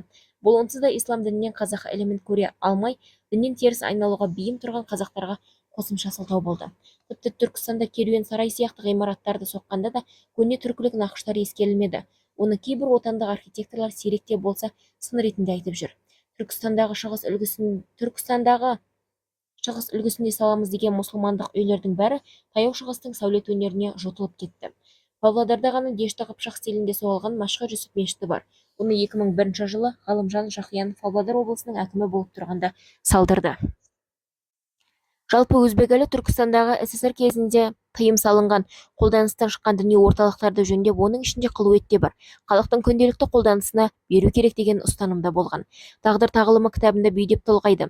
Дәстүр бойынша Ахмет Яссауидің қабіріне барып, Аллаға құлшылық етушілер әуелі оның ұстазы Отырарда 30 бап, Түркістанда Төмен бап, Сайрамдағы сансыз бап, баптардың бабы Арыстан бап деген атпен бүкіл таяу шығысқа танымал, кезінде шайқылардың шайқы атанған Арыстан бапқа мінәжат етіп қайтатыны белгілі. Бірде біз Арыстан бапқа барғанда Тәжікстаннан адамдар келіп рәсімін жасап қайтты. Мұндағы мешітті мазардың басында намаз оқуға болмайды-мыс деген сылтаумен әкімшілік сот арқылы жауып тастапты. Садақаның қайда кететіні бір Аллаға ғана аян. Зияратшылар молдасызда қаңырап бос қалған мешітте намазын, Құранын оқып кетіп жатты. Сонда оны жапқан шешім күні кім үшін шығарылған? Яссауи кесенесі де, Қаратаудағы Баба Ата кесенесі де мешіттер емес пе? Жұрт мұндай мешітті Мекке, Мединеден, Мысыр мен Шамнан, Иерусалимнен кездестіріп жүр емес пе? Әлде ескі заманда әулиенің басына кесенеге жалғастырып мешіт, медресе, ханака тұрғызғандар мұсылманшылықтан бейхабар болғаны ма? Осыны көріп біле тұра мұсылмандар басқармасы неге үнсіз отыр? Бұл ойын Рәтбек қажының көмегімен ішінара жүзеге асырғаны да бар. Біз Рәтбек қажымен сұхбаттасқанда ол мынандай дерек айтып берді. Өзбекәлі орталық комитетке қатысшы болып келген соң мені шақырып Арыстанбаб кесенесінің мешіт бөлмесін халықтың пайдалануына берсек қалай қарайсыз деп сұрады. Мен қолдайтынымды айттым, себебі Арыстанбаб кесенесінің бір қапталында әулиенің өзі жатыр. Ал екінші қапталы мешіт бөлмесі шаң топыраққа көміліп тұр. Егер оны мешіт етіп қайта жаңғыртсақ, халықтың өзі қамқорлығына алып таза ұстайды дедім. Ендеше осы ойынды айтып, орталық комитетке ұсыныс түсір деді. Осылайша мен хат жолдадым. Ол хат жергілікті атқарушы комитетке тапсырма болып түсті. Арыстанбаб мешіті қалпына келіп, жұма намазын өтетін орынға айналды. Жалпы Арыстанбаб кесенесі 1980 жылға дейін жабық тұрған. Өзбекәлі мәдениет министрінің орынбасары болып қызметке кіріскен соң 1979 жылы Отырар мемлекеттік археологиялық қорық музейін ашты. Есіңізде болса, бір жыл бұрын Әзірет Сұлтан музейі құрылған еді. Қожа Ахмет Яссауи кесенесі мен Арыстанбаб дүрбесі музейге айналған соң, халық ол жерлерге қорықпай жиі келетін болған. Себебі совет дәуірінде олардың әулиенің мазарына барып зиярат етуіне тыйым салынды. Енді музей аралаймыз деген желеумен жұрт кесенелерге емін-еркін кіріп шығатын болды. Осы кітапқа материал жинау барысында Мұхтар Әуезовтің совет дәуірінде Арыстанбаб дүрбесіне зиярат еткені жайында қызық бір материалға кезіктік. Мұны да оқырманмен бөлісуді жөн санаймыз. Бұл материал Амантұр Мұсаевтың Мұхтар Мұхит атты кітабында жазылыпты. Автордың өзі бұрын Отырар ауданында әкімшілік қызмет атқарған. 1960 жылы Мұхтар Әуезов оңтүстік өңірдегі мазарларға зиярат етіп аралағанда қасында еріп жүріпті. Талай сапармен кездесудің куәсі болған. 60 жылдары Шымкент аймағындағы ауыл-ауданда діншілдікпен күрес өшіп тұрған. Ұлтшылдыққа сірә жол жоқ. Қазақ тілі тезірек өліп, бәрі орыс тіліне өтіп, 15 республика бірігіп біде қайнасып, совет ұлты деп аталатын бір халыққа айналсын деген үгіт-насихат қарқынды жүріп жатқан. Алматыдан келетін арнайы комиссия аудандарды аралап, дін, дәстүр, ырым-тыйым деген атымен болмасын деп, әкім қараларға қайта-қайта ескерту жасайды. Басқа салтты былай қойғанда басшыларға қой сойып бас тартудың өзі жеке басқа табынушылық саналды. Тіпті аудандағы бір жиында қарт кісі елді еңбекке шақырып, 5 жылдық жоспарды асыра орындауға жұртты үндеп сөзін сөйлеп болып, автоматты түрде Аллаху Акбар деп бетін сипайды. Қасында тұрған аудан басшысы да бейсаналы түрде бет сипайды. Осы қылмысы үшін оны жоғарыдағы комиссарлар қатаң жазалап, қызметінен кетіріп партиядан шығарып жіберді. Ал шәуілдірде атқару комитетінің төрағасы баласын сүндетке отырғызғаны үшін партиялық қатаң жазамен орнынан алынған. Міне, осындай алмағайып заманда Отырарға Мұхтар Әуезов келген. Оның түпкі ниеті Арыстанбаб пен Әзірет Сұлтанның басына тәу ету және Қаратаудың теріскейінде жатқан әулиелерді аралап көру. Әлгіндей науқан жүріп жатқанда әулиенің басына зиярат ету кәдімгідей қауіп.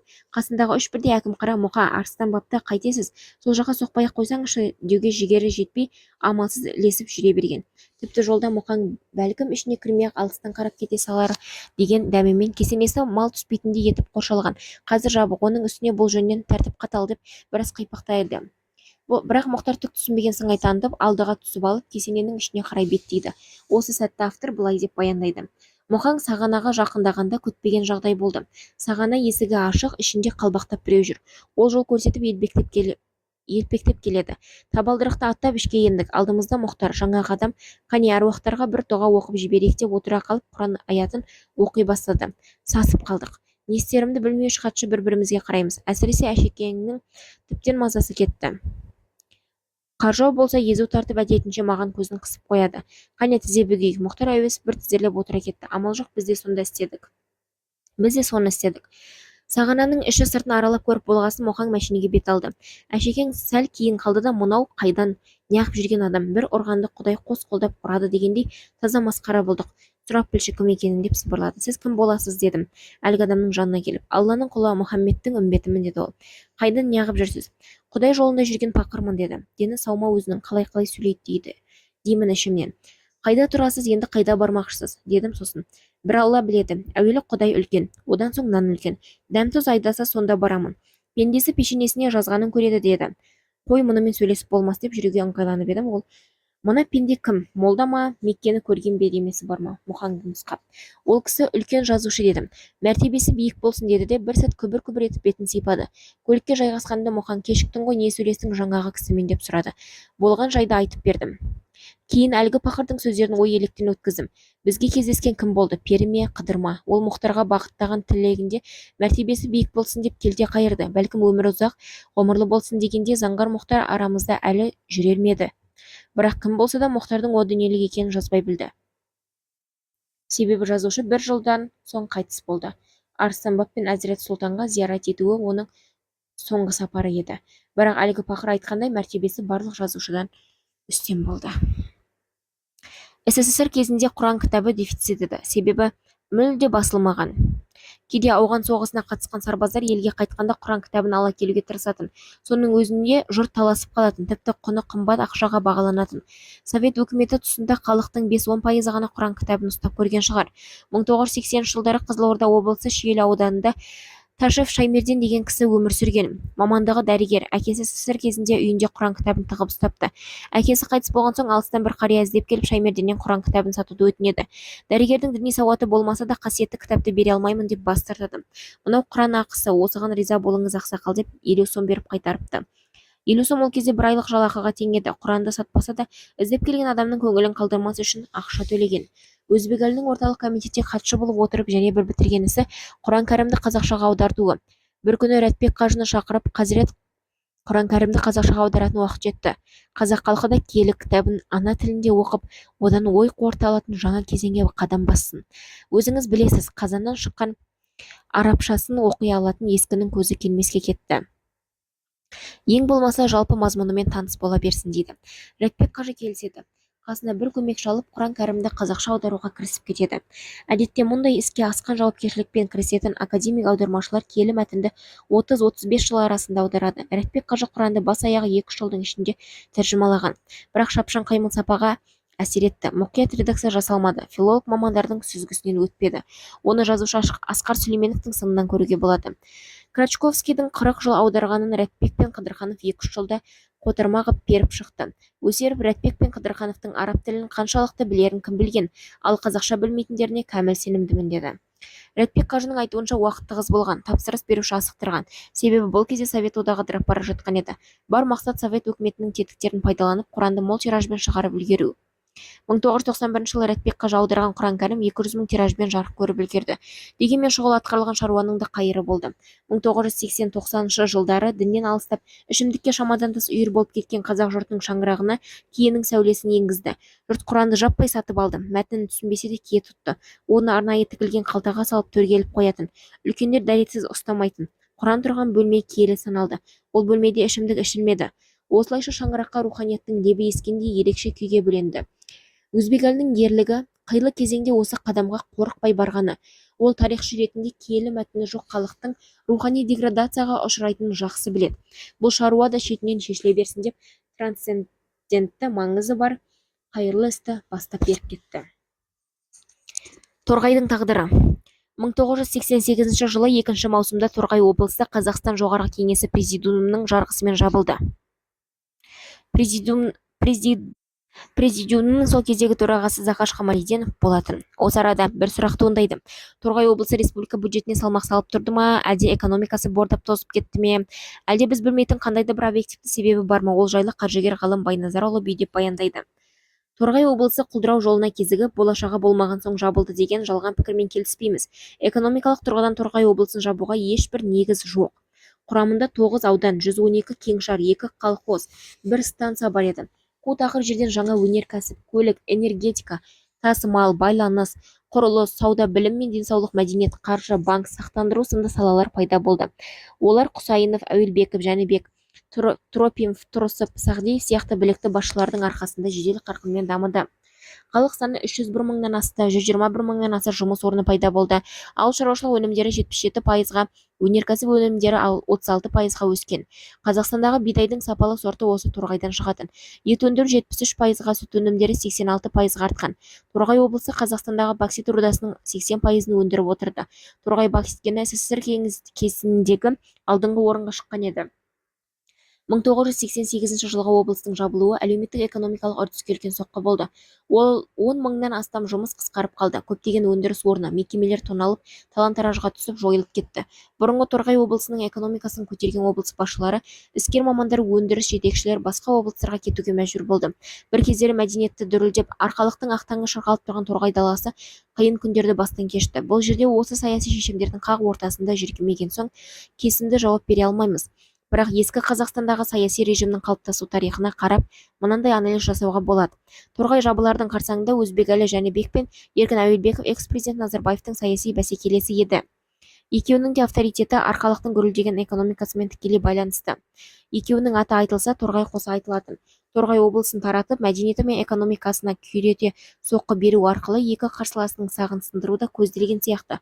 Себебі экс-президент саяси белсенділігі тым жоғары өңірлерді оп-оңай таратып, қаржылық қыспаққа тастай салатын. Мысалы, Семей мен Алматы облысының Кеген және Нарынқол аудандары дәл осындай қаһарға ұшырап, даму динамикасын әлсіретіп алды. Бұдан бөлек Зақаш Қамалиденовтың жоғарғы кеңесте бір жылға жетер-жетпес қызметте отыруы да түсініксіз. Ол осы жылдың жазында Торғай облысының жаназасын шығарған соң ұзамай қызмет ауыстырды. Экс-президент екі қарсыласын саяси сахнадан ысырып, 90 жылы 24 сәуірде Қазақ СССР-ның президенті болып таққа жайғасқан соң Торғайды қайтадан ашты. Бірақ қаржыгер Ғалым Байназаровтың пікірінше, Торғай бұрынғы экономикалық қуатын қайтара алмаған. Себебі 2 жылдың ішінде өнеркәсібі тоналып, ауыл шаруашылығы күйреп қалған. Оның үстіне бұл кезең Қазақстан экономикасының әлсіреген жылдарынан тұспа-тұс келді. 1997 жылы Торғай өңірі қайтадан тарап, Қостанай облысына қосылды. Соның кесірінен арқалықтың айналасында өркен жайған қазақ мәдениеті даму қарқынын жоғалтып алды. 2002 жылдан бері қарай әлемдік нарықта мұнай бағасы өсіп, ұлттық қорға қисапсыз қаржы құйылғанда, Торғай облысының қалпына келмегені түсініксіз. Бұл өңір қазақтың тілі, әдебиеті, тарихы, мәдениетінің соғып тұрған жүрегі еді. Қазір Торғай жайлы сөз болса, Өзбекәлінің есімі аталмай кетпейді. Біреу Өзбекәлі жайлы естелік айтса, міндетті түрде арқалықтан бастайды. Тіпті Өзбекәлі мен Торғай егіз ұғым сияқты. Біз бұл кітапты жазу барысында осы нәрсеге көз жеткіздік. Мұның себебін Мұхамеджан Рүстемов былай түсіндірді. 1970 жылдары Сейіт Кенже Ахмет ұлымен кездесіп, Өзбекәлі жайлы сұрағанымда, мұха, сендердің Жәнібектердің біздің облыстың бағына келген хатшы болды. Біздің ел көне тарихқа бай, қазақтың салт дәстүрі, әдет-ғұрпы бұзылмай мол сақталған жер. Біз совет дәуірі тұсында бұқтырылып, қудаланып, бірте-бірте ұмытылып, жадымыздан шыға бастап, орыстануға жақындап қалып едік. Өзбекәлі келіп халықтың көзін ашты, жандандырды, қазақыландыруға күш-жігерін жұмсады. Өзбекәлінің Торғай топырағына егіп кеткен мәдени егіні әлі де жемісін береді. Ыбырай Алтынсарин мен Ахмет Байтұрсынұлы, Міржақып Дулатұлы, Бейімбет Майлин, Спандияр Көбеев, Бекет Өтетілеуұлы, Ғабит Мүсірепов, Ильяс Омаров, Сырбай Мәуленовтердің кіндік қаны тамған қасиетті топырақ қайраткер ұлдарды әлі де өндіре береді деп үміттенеміз. Торғай облысы жабылған соң Өзбекәлі Жәнібек арқалыққа келеді. Айтыскер ақын Қонысбай Әбіл оқиғаны былай баяндайды. 1988 жылы Торғай таратылған кезде елдің жайын ойлап жатырмын деп кеудесін ұратын басшылар мен оның жандайшаптары бір апта ішінде іс суытып үлгерді. Кемесі жарға соғылып, қирағандай әрі-сәрі күй кешкен халық қана қалды. Сондай күндердің бірінде қалалық партия комитетінің бірінші хатшысы Жаманқұлов сені шұғыл іздеп жатыр деген хабар алдым. Келсем, хатшының кабинетінде қалалық мәдениет басқармасының бастығы Жұмағали Өмірбеков отыр екен. Қонысбай, ертең кешке арқалыққа Өзбекәлі Жәнібек келеді. Ол кісіні жақсы білесіңдер. Жабылған облыстан қонағасы жеу үшін келе жатпағаны анық. Халықпен жүздесіп жағдайымызды көрейін деген шығар. Соған өзі құрған ұжым өнерпаздарының басын қосып, Жұмағали екеуің концерт әзірлеңдер. Ал сен, Қонысбай, сол концертті жырмен аш. Ағамыздың көңілін көтерелік деді. Бұл расымен тосын жаңалық еді. Өйткені Торғайдың несібесі тасып тұрған кезде бірі келіп, бірі кетіп жататын мәртебелі қонақтар легінің сап тыйылғаны қашан? Тіпті кейбір жерлес ағаларымыздың бағы тайған. Арқалыққа соқпай Қостанай арқылы елге асып кеткен хабарларды да естіп жаттық. Арық атқа қамшы ауыр дегенде жұртқа қалған арқалықтың жарым көңіл жұртшылығы соның өзіне жүдеп қалатын. Өзекеңнің келе жатқаны көңілімізді бір көтеріп тастағандай. Жұмағали екеуміз хатшы тапсырмасына құлшына кірістік. Алайда көңіліміз су сепкендей басылды. Таңды таңға жалғап таласа өнер көрсететін Торғай таланттарының елде қалған нәрең жинап, ән күйлерін бір сағаттық концертке жеткізе алмай қор болдық. Ал енді концерттің беташар өлеңі қалай болуы керек деген пікір екіге жарылды. Арқалығын көруге асығып келе жатқан Өзекеңнің көңілін бұзып қайтесің? Әдемі әзіл, айшықты сөзбен желпіндіріп айт, десті ақыл қосқан ағалардың біразы. Алайда мен өз ағаңның өз қолымен құрған өнер ордаларының халін суреттемей, түк көрмегендей желпілдетіп өте шыққаным қалай болады деп қайналдым. Ертесіне қаладағы кеншілер сарайына Өзекең келіпті. Концерт болады екен деген хабарға халық қарақұрым болып шұбырды. Концерт басталғанда зал ішінде ине шаншар орын қалмады. Біздің құрама концерттерімізді көрген соң-ақ жағдайды айтқызбай ұғатын Өзекеңе іштегі мұңды бір-ақ ақтарайын деп шештім де өлеңді бастадым. Облыстың барында астанам еді арқалық. Сағынаса бас қосар, бас қалам едің арқалық. Өмірге жолды өзіңде бастаған едім арқалық. Жиреншенің қосындай баспанам едің арқалық. Бақытты сол күндерін аңсағандай ма арқалық, ажарың кетіп базарың тарқағандай ма арқалық. Ақының соны айтумен шаршағандай ма арқалық, топқа бір түсте өзіңді арқаланбай ма арқалық. Қалай едің қанша мақтауға сиятындай да арқалық, өзіңе жақсы жайсаңды жиятындай да арқалық. Қадірсіз бе еді біреуге қиятындай да арқалық, сүйсіне қол соғатын театр қайда арқалық. Найзағай түсіп сынды ма жел керіп жүрген желкенің, көзіңнен бұлбұл ұшты ма ертегі сынды ертеңің. Алла қайғыдан сақта деп айтпаушы ма еді ел тегін. Неге үнсіз қалды атыңды әлемге жайған шертерің. Жақсы аға келді ортаға, көңілдің кілтін ашыңдар. Әлмен жырын ауылдың шаш оқып алдан шашыңдар. Үзілген жібі моншақтай кетті ғой тарқап асылдар. Ұзатылған қыздай боп алыста қалды ғасырлар.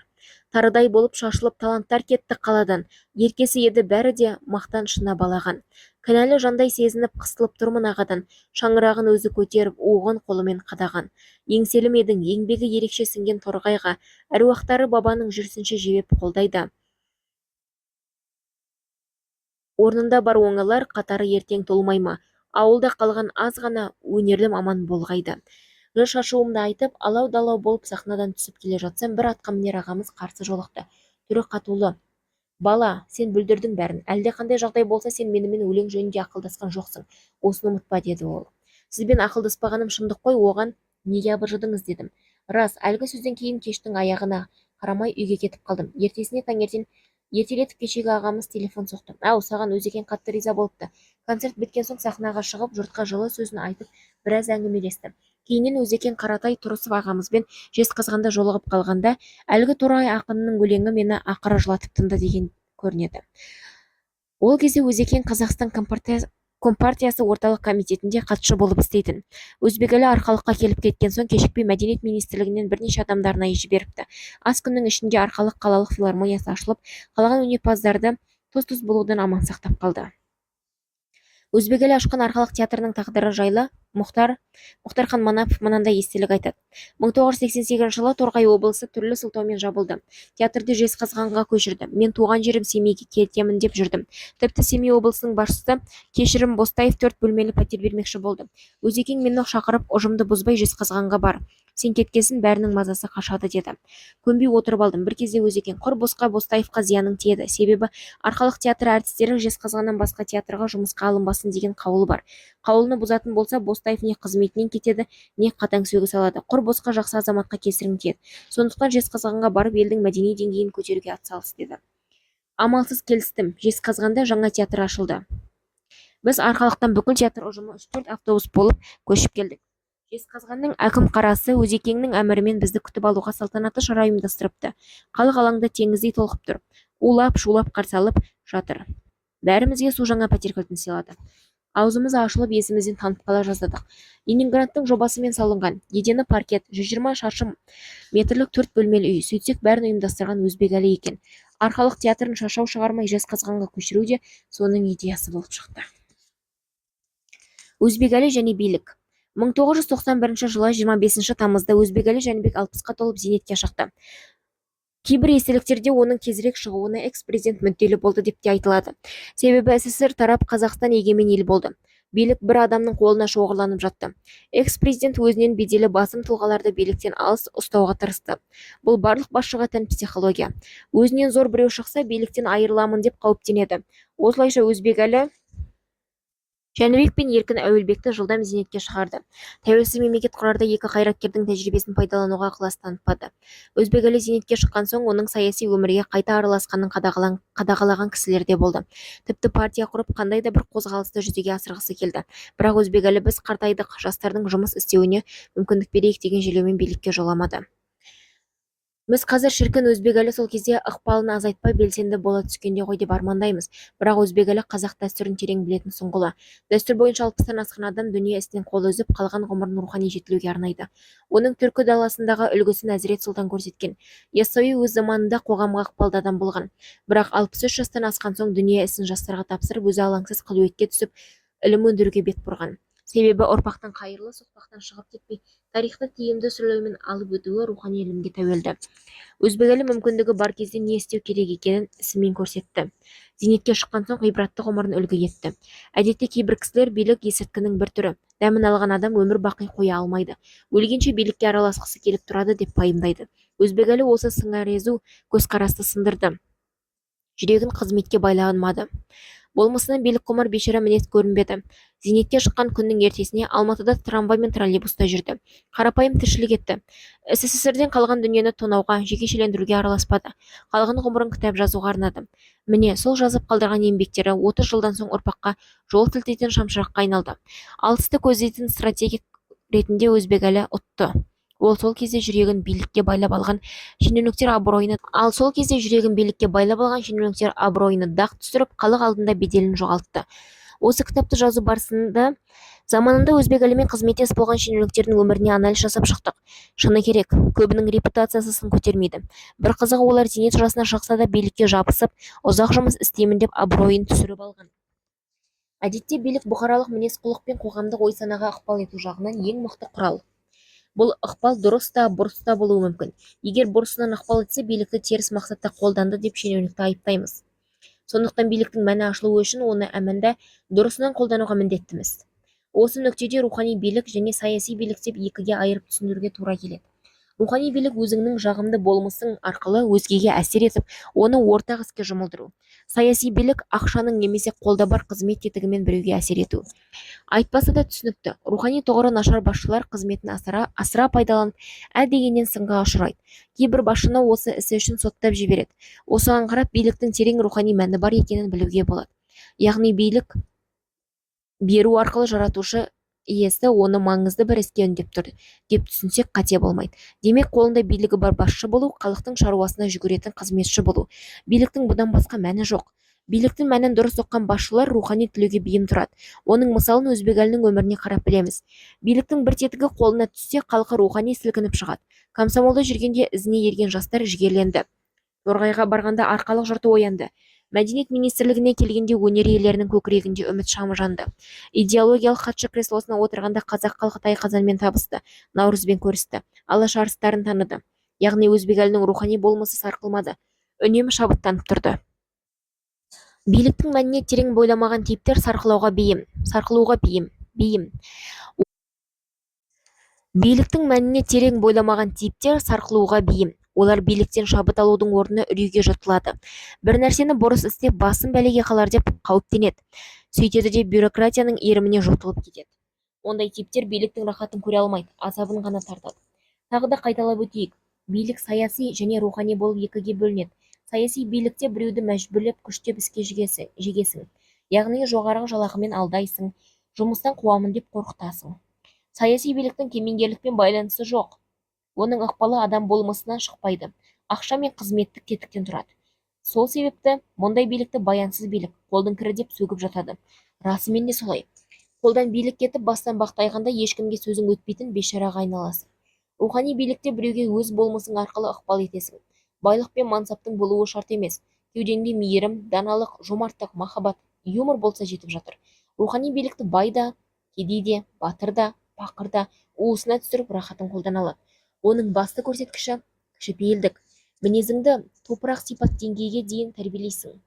Биліктің мәнін ұқпасаң, ол саяси билікке айналады. Мәнін ұқсақ, мазмұны рухани сипат алады. Адам биліктің мәнін ұққанда, оны Құдайдың берген сыйы екенін түсінеді. Бойына құйылған күш-қуаттың ғайыптық сырын түйсінеді. Тәңірдің өз құдіретін адам болмысы арқылы көрсетіп тұрғанын анық сезінеді. Ондай адамның болмысынан тараған алапат күш өлген соң да қоғамға ықпал етіп тұрады. Мысалы, Өзбекәлінің қай еңбегін алсаңыз да мәңгілік сипаты бар. Қазақ мәдениеті мен руханиятының барлық саласында қолтаңбасы сақталған. Этнография жайлы сөз болса, оның есімі еріксіз айтылады. Жұрт Өзбекәлі ашқан мұражайларға барып, кеудесін құндылыққа толтырып қайтады. Қайбір зиялымен сөйлессең де өзбек әліні өнеге етіп ерлік істерін баяндаудан жалықпайды. Қазақ жастары оның қажырлы болмысын үлгі тұтады. Әдетте рухани тұлға деп кімді айтады, білесіз бе? Саяси билікті парасатты жолмен игеріп, оны ізгілік жолында шашау шығармай қолданған кісіні айтады. Оның мықтылығы мына жерде: биліктің құдіретін көріп тұрса да, жеке басының араны ашылмайды. Оның қауіпті құмарлығына басымен жұтылмайды. Адамның рухани қабілеті мен ақыретке деген иманы қолына билік дегенде айқын білінеді. Ақша мен билік лас нәрсе, оған жоламау керек. Ол түзу адамды құртпай қоймайды деген көзқарас қате. Дұрысы, ақша мен билік кімнің кім екенін айқын көрсететін анықтаушы құрал. Егер билік болмаса, өзбек әлінің болмысы толық ашылмас еді. Ол биліктің жоғарғы мінберінде 30 жылдан аса уақыт жүрді, бірақ қызметтің буы мен мансабы оның болмысын бұза алмады. Ол бала шағасына дүние мүлік қалдырмақ түгілі, өзіне бір сабақ артық жіп жинамаған. Онымен қызметтес кісінің бәрі өзбек әлінің үйінде кітап жинайтын сөремен жазу үстелінен басқа жиһаз болмағанын айтады. Көпен Әмірбектің мынандай естілігі бар: өз ағаң зейнетке шыққан соң үкімет 3 бөлмелі үй сыйлапты деген әңгімені естіп жаңа қонысына іздеп бардым.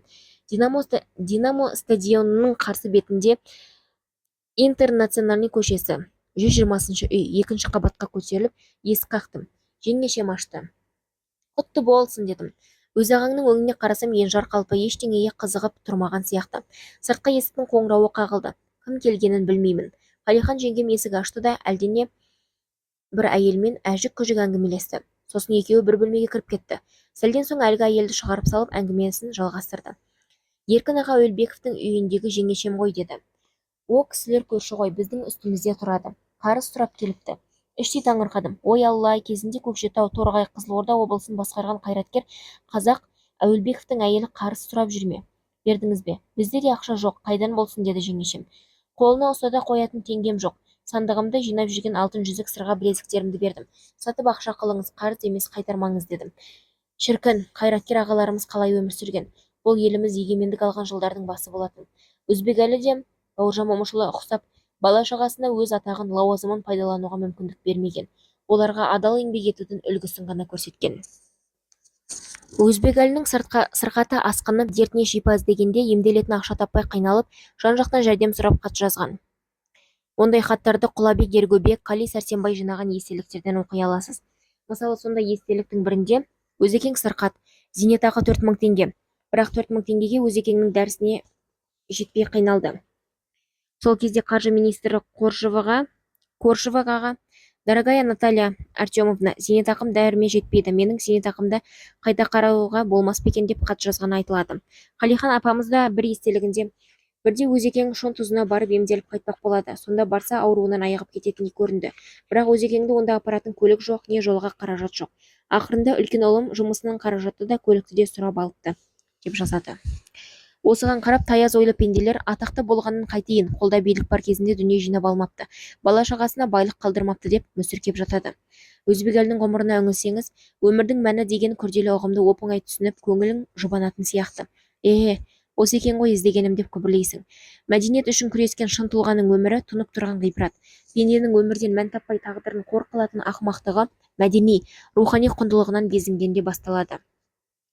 Қазіргі жаңа буын өмірдің мәнін рахаттан іздеймін деп тұзаққа тез түсіп қалады.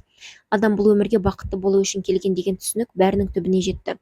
Бақытты болудың жылтырақ шарттары трансцендентті әлемнен келетін құндылықтарды өмір сахнасынан ысырып шығарды. Қазір бұл дерт әлем жұртына бәле болып жабысты. Мысалы, 2000 жылы батыста бақытты болуды үйрететін 50 кітап шықса, 2008 жылы олардың саны 4000-нен асып кетті. Зауыт фабриканың бәрі жылтыраған өнімнің сыртына бақыттың дәмін тат деп жазып қойып, жарнаманы шыр айналдырғанда ел есінен танады. Бақыт деген не деген сұраққа мемлекет басшылары жалпы ішкі өнімнің артуы деп жауап береді. Халықтың табысын артып, байыта түссек бақытты бола түседі деген танымға табандап тұрып алған. Қазір елдің дені соның соңына түсті. Бақытты бола қал дейтін ұран үстем шықты. Жетістікке жету адамның таңдау құқығы емес, оның мойнына жүктелген ірі жауапкершілік сияқты халге келді. Ақшаны күреп таппайтын қарапайым жандар сол үшін бақуатты жора жолдасынан сөз еститін жағдайға жетті. Өмір заңы бойынша бақыт құсы бақытты сарылып іздеген бейбақтың емес, мағыналы ғұмырды көздеген ақжүрек жанның басына барып өзі қонуы керек. Адамның міндеті бақыт құсын іздеуі емес, оның парызы ар-иманы мен ақылын серік етіп, өмірдің мәңгілік мағынасын қуалау. Ғалымдар бұл ойды бүй деп талдайды. Бақытты ағылшынша happiness дейді. Дүбірі хәп сөзінен шығады. Жарқ ете қалған сәттілік, кездейсоқ олжа, күтпеген тұстан кезіккен нығмет, қона кеткен бақ деген мағына береді. Яғни happiness сөзі әу баста іштегі рухани халде емес, ойламаған жерден бұйыра кеткен олжаны білдірген. Ескінің адамы бақытты бақылауда ұстау мүмкін емес. Ол басқа бір құдіреттің, тағдырдың, жаратушының қолында тұр. Кімге қандай олжа түсетінін ол өзі шешеді. Біздің міндет ар алдындағы борышты адалдықпен арқалау деп сенген. Олар кім бақытты дегеннен гөрі кім мағыналы ғұмыр кешіп жатыр деген сұрақты қаперде ұстаған. Осындай ой ұшпағынан соң ежелгі заманда бақытты адамдар көп болатын. 18 ғасырдың басына қарай бақыт ұғымы өзгеріске ұшырады. Ол сырттағы факторды емес, ішкі көңіл күйді білдіретін жаңа мағынаға ауысты. ақш-тың 3-ші президенті Томас Джефферсон тәуелсіздік декларациясын қабылдағанда адамның өмір сүруге, еркін болуға, бақытқа ұмтылуға ақысы бар деп жазды. Осылайша бақыт ұғымы ресми түрде алғаш рет бір жақты позитивті мағынада қолданылды. Жылдан жылға бақыт сөзі өмірде жетістікке жетіп, жарқырап, шалқып, мақтанып жүру деген қате түсінікпен синтезделді. Бақытқа жету жарысы әлемдік сипат ала түсті. 1960 жылдан бастап Еуропада бақытты болу жеке адамның мұраты және жауапкершілік деген теріс түсінікке маталды. Мұндай көзқарасты қолдамайтын кісіні бақытты жандар жабылып сынап, ауыз аштырмайтын болды. Ішкі сезімің рахатқа батып, бойың балқып отырса бақыт деген сол, деген меншіл марал миға сіңді. Мұның соңы ішіп жеммен мақтанып, қаңғып қыдырумен құрметті болғысы келетін надандыққа жол салып берді. Осы надандықтың жолына түсіп, бақытты болуға тырыспаған ақылды адамды ақымақ деп айыптап, түтіп жеу сәнге айналды. Неткен надандық десеңізші. Бақыт деп жүргені жай ғана тұрақсыз сезім болып шықты. Өмірдің кей қалтарыс тұсында түрлі рахаттан алған жағымды эмоциялардың жиынтығы екен. Әлбетте, бойдың балқып, буын-буының босап, сананың тәтті сезімге берілуі кімге де болса жағымды. Бірақ бақыттың мұндай түрі өмірге мән дәріте алмайды. Көңілдегі үңірейген экзистенция вакуумында бітемейді. Алған рахатың бойыңнан тараған сәтте көңіл күйің құлазып, азап ойың қаза боп шығып келеді. Ескінің адамы осындай ақиқатты білгендіктен елдік мүддеге келгенде жеке бастың бақытынан оңай бас тарта алатын. Ең басты мағыналы ғұмырды жоғалтып алмасы болғаны. Ежелгі Қытай жұртында мынандай түсінік болған. Жеке басының материалдық жетістігі жұпыны адамға қоғам ерекше құрметпен қараған. Неге? Демек бұл адам дүние қумай, қандай да бір ұлы істің жолында өзін құрбандыққа шалған деп түсінген. Ел жұрты немесе отбасы мүшелерін бір белеске жеткізу үшін барын салып, қартайғанда материалдық нығметтен құр қалған. Есесіне оның рухани бақыты тұрақты. Мешел тептер ұқсап, бақытым тайып, бағым байланса, не боламын деген үрейге таланбайды. Өзбекәлі бала шағасына не қалдырды? Ол отбасына кіршіксіз абырой қалдырды. Қалихан жеңгеміз үйінің бетін көрмей күндіз-түні жортып, мәңгүрттермен айқасқан күрескер күйеуінің қиын өміріне шыдап берді. Одан жеңгеміздің жүйкесі түтіліп тозып кеткен түгі жоқ. Ол кісі ұзақ жасап, 2019 жылы 87 жасында мәңгілік мекеніне абыроймен аттанды. Кез келген ортада балаларының маңдайы жарқырап жүреді. Ешкім оларға сенің әкең кезінде ұлт пен ұлысқа мынандай опасыздық қылған деп айыптай алмайды. Керісінше ел жұрттан еститін тек қана алғыс. Ал Назарбаев дәуірінде шалқып өмір сүрген бақытты министрлердің жыл сайын тынысы тарылып келеді. Олардың бала-шағасы көпшіліктің алдына шыға алмайды. Малтабар әкесі бала-шағасының да әйелінің де абыройын талқандап, келешегіне балта шауып құртқан. Әрине, әуелден шетел асып әбден мәңгүрттенген ұрпағының қарны тоқ, уайымы жоқ болуы мүмкін. Бірақ олар елге қызмет ету деген ең ұлы бақыттан мәңгілікке кесілді. Ақыл мен Аристотельдің айтуынша адамға мәңгілік ғұмыр сыйлайтын рухани потенциал ел жұрттың қамын жеп сол жолда күрестен ғана жарылады. Тіпті экс-президенттің кеше ғана жайнап тұрған бақытты баянсыз, тұрақсыз һәм мағынасыз болып шықты. Конституцияның күшімен қорғалған жеке басының бақыты бір жылға жетпей шашылып қалды. Басынан бағы, астынан тағы тайған бұрынғы елбасы әулетімен бірге күннен күнге жоқтыққа жұтылып барады. Ал Өзбекәлінің бақытты болмысы жұлдыздай жарқырап, тәуелсіз Қазақстанның жолбасшысы идеясына айналды. Кабинет пен креслоға құл болған шенеуніктер Өзбекәлінің өмірден пақыр болып өткенін көргенде кәдімгідей шошиды. Пақырлықтың астарында қандай хикмет жатқанын білмейді. Ұлт, ел, мәдениет деп сағым қуалай бермей, қолында билік тұрғанда үрім бұтағына жететін байлықты басып қалу керек еді. 3 бөлмелі пәтерінен басқа дүниесі жоқ. Мына заманда кітаптарын кім оқиды деп сынайды. Жемқорлықтан басқа идеология көрмеген шенеуніктің бұлай қайналуы заңды құбылыс. Пақырлықтың хикметін түсіну үшін Ибрахим Атқамның аңызын білу керек. Әл-Хисса көнеден жеткен әпсана былай дейді. Есте жоқ ескі заманда Ибрахим Атхам есімді бір патша болыпты. Бір күні алтын тақта отырып, осы жұрттың айтып жүрген құдайы қайда? Бар болса неге көрінбейді? Мынадай ақ сарайға неге келмейді деп ойланады. Кенет сарай шатыры тарсылдап қоя береді. Біреу үй төбесінде жүгіріп жүрген сияқты. Атхам шатырға жүгіріп шығып, қараса алыстан қара көлеңке көлбеңдейді ол. Әй, кімсің, неғылған жансың, мұнда не істеп жүрсің дейді ақырып. Түйешімін, бір түйем жоғалып, соны іздеп жүрмін дейді жаңағы дауыс. Жайбарақат.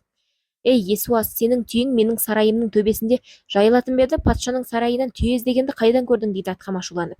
Есуас, мен емес, сенсің. Менің құдайым жағымпаздық жайлаған патша сарайында не бітіреді дейді де көзден ғайып болады. Сөйтсе бұл періште екен, патшаға ой салу үшін келіпті. Осы оқиға Атхамға әсер етіп, ол патшалығын тастап кетіп қалады. Дәруіш боп ел кезеді, ілім жолында азап шегіп әбден қорлық тартады. Ақырында еңбегі өтеліп, Раббысы оның жүрек көзін ашады. Ғайыптан хабар алатын биік дәрежеге көтеріледі. Ол аузын ашса тілінен рухани дүр гауһар сауылдап төгіле беретін болады. Мағынасыз ит тіршілік пен әділетсіз өмірден азар болған халық оның хикмет сөзінен қуат алып жұбаныш тауыпты. Сол үшін оны әулие деп төбесіне тұтады. Бір күні Атхам ел кезіп жүріп, тау етегіндегі керуен сарайға түнейді. Жанына бір жас дәруіш келіп, ол да керуен сарайға қонады. Байқаса, жас жігіттің көңіл күйі жоқ, еңсесі езулі екен. Атхам: "Ей бала, мазаң жоқ қой, не болды?" деп сұрайды. "Әкеме ренжідім" дейді жас жігіт. "Неге?" "Баяғыда тұрмысымыз жақсы еді, 3-4 сиыр, 10 шақты қой, азын-аулақ егін жайымыз болған. Әкем ілім қуып көкірек көзіңді ашудан асқан бақыт жоқ деп мені пақырлық жолға салды. Ұстаздан ұстаз аралап қаңғып кеттім. Енді міне не мал жоқ, не байлық жоқ. Кедейлікке баттым. Бүйтіп диуана боп жүргеннен баяғы тұрмысым тәуір еді" деп күрсінеді. Сол кезде Атхам ашуланып: "Ақымақ, осы кедейшілік үшін қандай құн төлегенімді білесің бе? Тұтас патшалығымды бердім. Егер білсең, бұл ең қымбат кедейшілік. Мұны сатып алуға 2-нің 1-нің малы жетпейді" депті. Бір қарағанда діни фанатиктер жиналып алып, мағынасыз кедейшілігі жайында жарыса айтып мақтанып отырғандай көрінеді. Әсте олай емес. Ар иманның шамын жағатын ілім иелері елі үшін қызмет етерден пақырлық мақамын құн төлеп Раббысынан сатып алады. Бұл адамзат өміріндегі мағыналы, мәнді һәм пайдалы сауда саналады. Пайғамбарлар да бірінші кезекте осындай артық жүгінен құтылуға тырысады. Әзіреті Мұхаммед саллаллаху алейхи уассалам пақырлық менің мақтанышым дейтін. Ғалымдар осы пақырлық мақамына профессионал кедейшілік деп атау берген. Шалқып баюға әлеуетің мен мүмкіндігің жетіп тұрса да, артық ақша ұстамайсың. Ертеңге қор сақтау деген ой миыңа кіріп шықпауы тиіс. Басы артық байлықтан құтылғанда ғана ел жұртты рухани һәм мәдени биікке көтересің. Мәдени деңгейі өскен ұлт міндетті түрде экономикалық дүмпу туғызады. Мәдени тұрғыдан кедейленіп, рухани құндылығынан ажыраған халық жемқорлық пен надандыққа жем болады. Өзбекәлі сол үшін де өкімет есебінен өзіне бір сабақ жеп алмаған. Бала шағасынан да мемлекет есебінен жағдай жасауға келіспеген. Бел баласына денің сау, сауатың бар, диплом алдың, енді өз күніңді өзің көр деп ашық айтқан. Балалығы ұзаққа созылып кеткен екінші ұлын жылдам есейту үшін институтта оқып жүрген жерінен әскерге аттандырған. Ол замандағы шенеуніктер мүмкіндігінше баласын әскерге жібермей алып қалатын. Енді мына парадоксқа қараңыз. Өзбекәлі биліктен кетіп өмірден озған соң, мәдениет саласына жауапты қатардағы қызметкерлерге дейін шалқып байыды. Діни салаға жауапты рухани жетекшілер де дәулеті шалқып шыға келді. Мәдениет пен руханияттың көсемдері кедейшіліктен құтылып байлыққа кедергісіз батты. Тіпті Азаттық радиосы журналистері бұрынғы мәдениет министрі Арыстанбек Мұхамедиұлының байлығын зерттегенде өздері таңғалған. Оның зәулім сарайлары мен қонақ үйлері, газ құбырлары, Алматы мен Астанадағы жекешелендіріліп алған ғимараттары қоғамда шу туғызды. Мәдениет министрінің мұнша байлыққа кенелуі күдікті күшейтіп, оның үстіне қылмыстық іс қозғалды. 2023 жылы жемқорлық бабымен 8 жылға сотталды. Құрметті оқырман, қалай ойлайсыз, мәдениет пен руханият саласын ұстаған қызметкерлердің жарысып дәулет жинауы неге апарып соқты? Бұқара халық мәдениеттен жұрдай болды. Тұрмыстық тұрғыдан кедейленді. 25 жылдың ішінде жұрт шамадан тыс наданданып кетті. Еңбектің азабына тартып, маңдай терімен береке тапқысы келетін жастар күрт кеміді. Бір сәтте байып кеткісі келетін рухани мүгедектер қаптады. Бұлай кете берсе, мемлекет тәуелсіздігінен айырылып қалады. Сол үшін де мәдениет пен руханиятта жауапты көсемдерге кесінді түрде шалқып баюға болмайды. Өзбекәлі сияқты пақырлық мақамында ғұмыр кешуі керек. Олар кедей болса, халық бай болады. Олар бай болса, халық кедей болады. Бар ақиқат осы.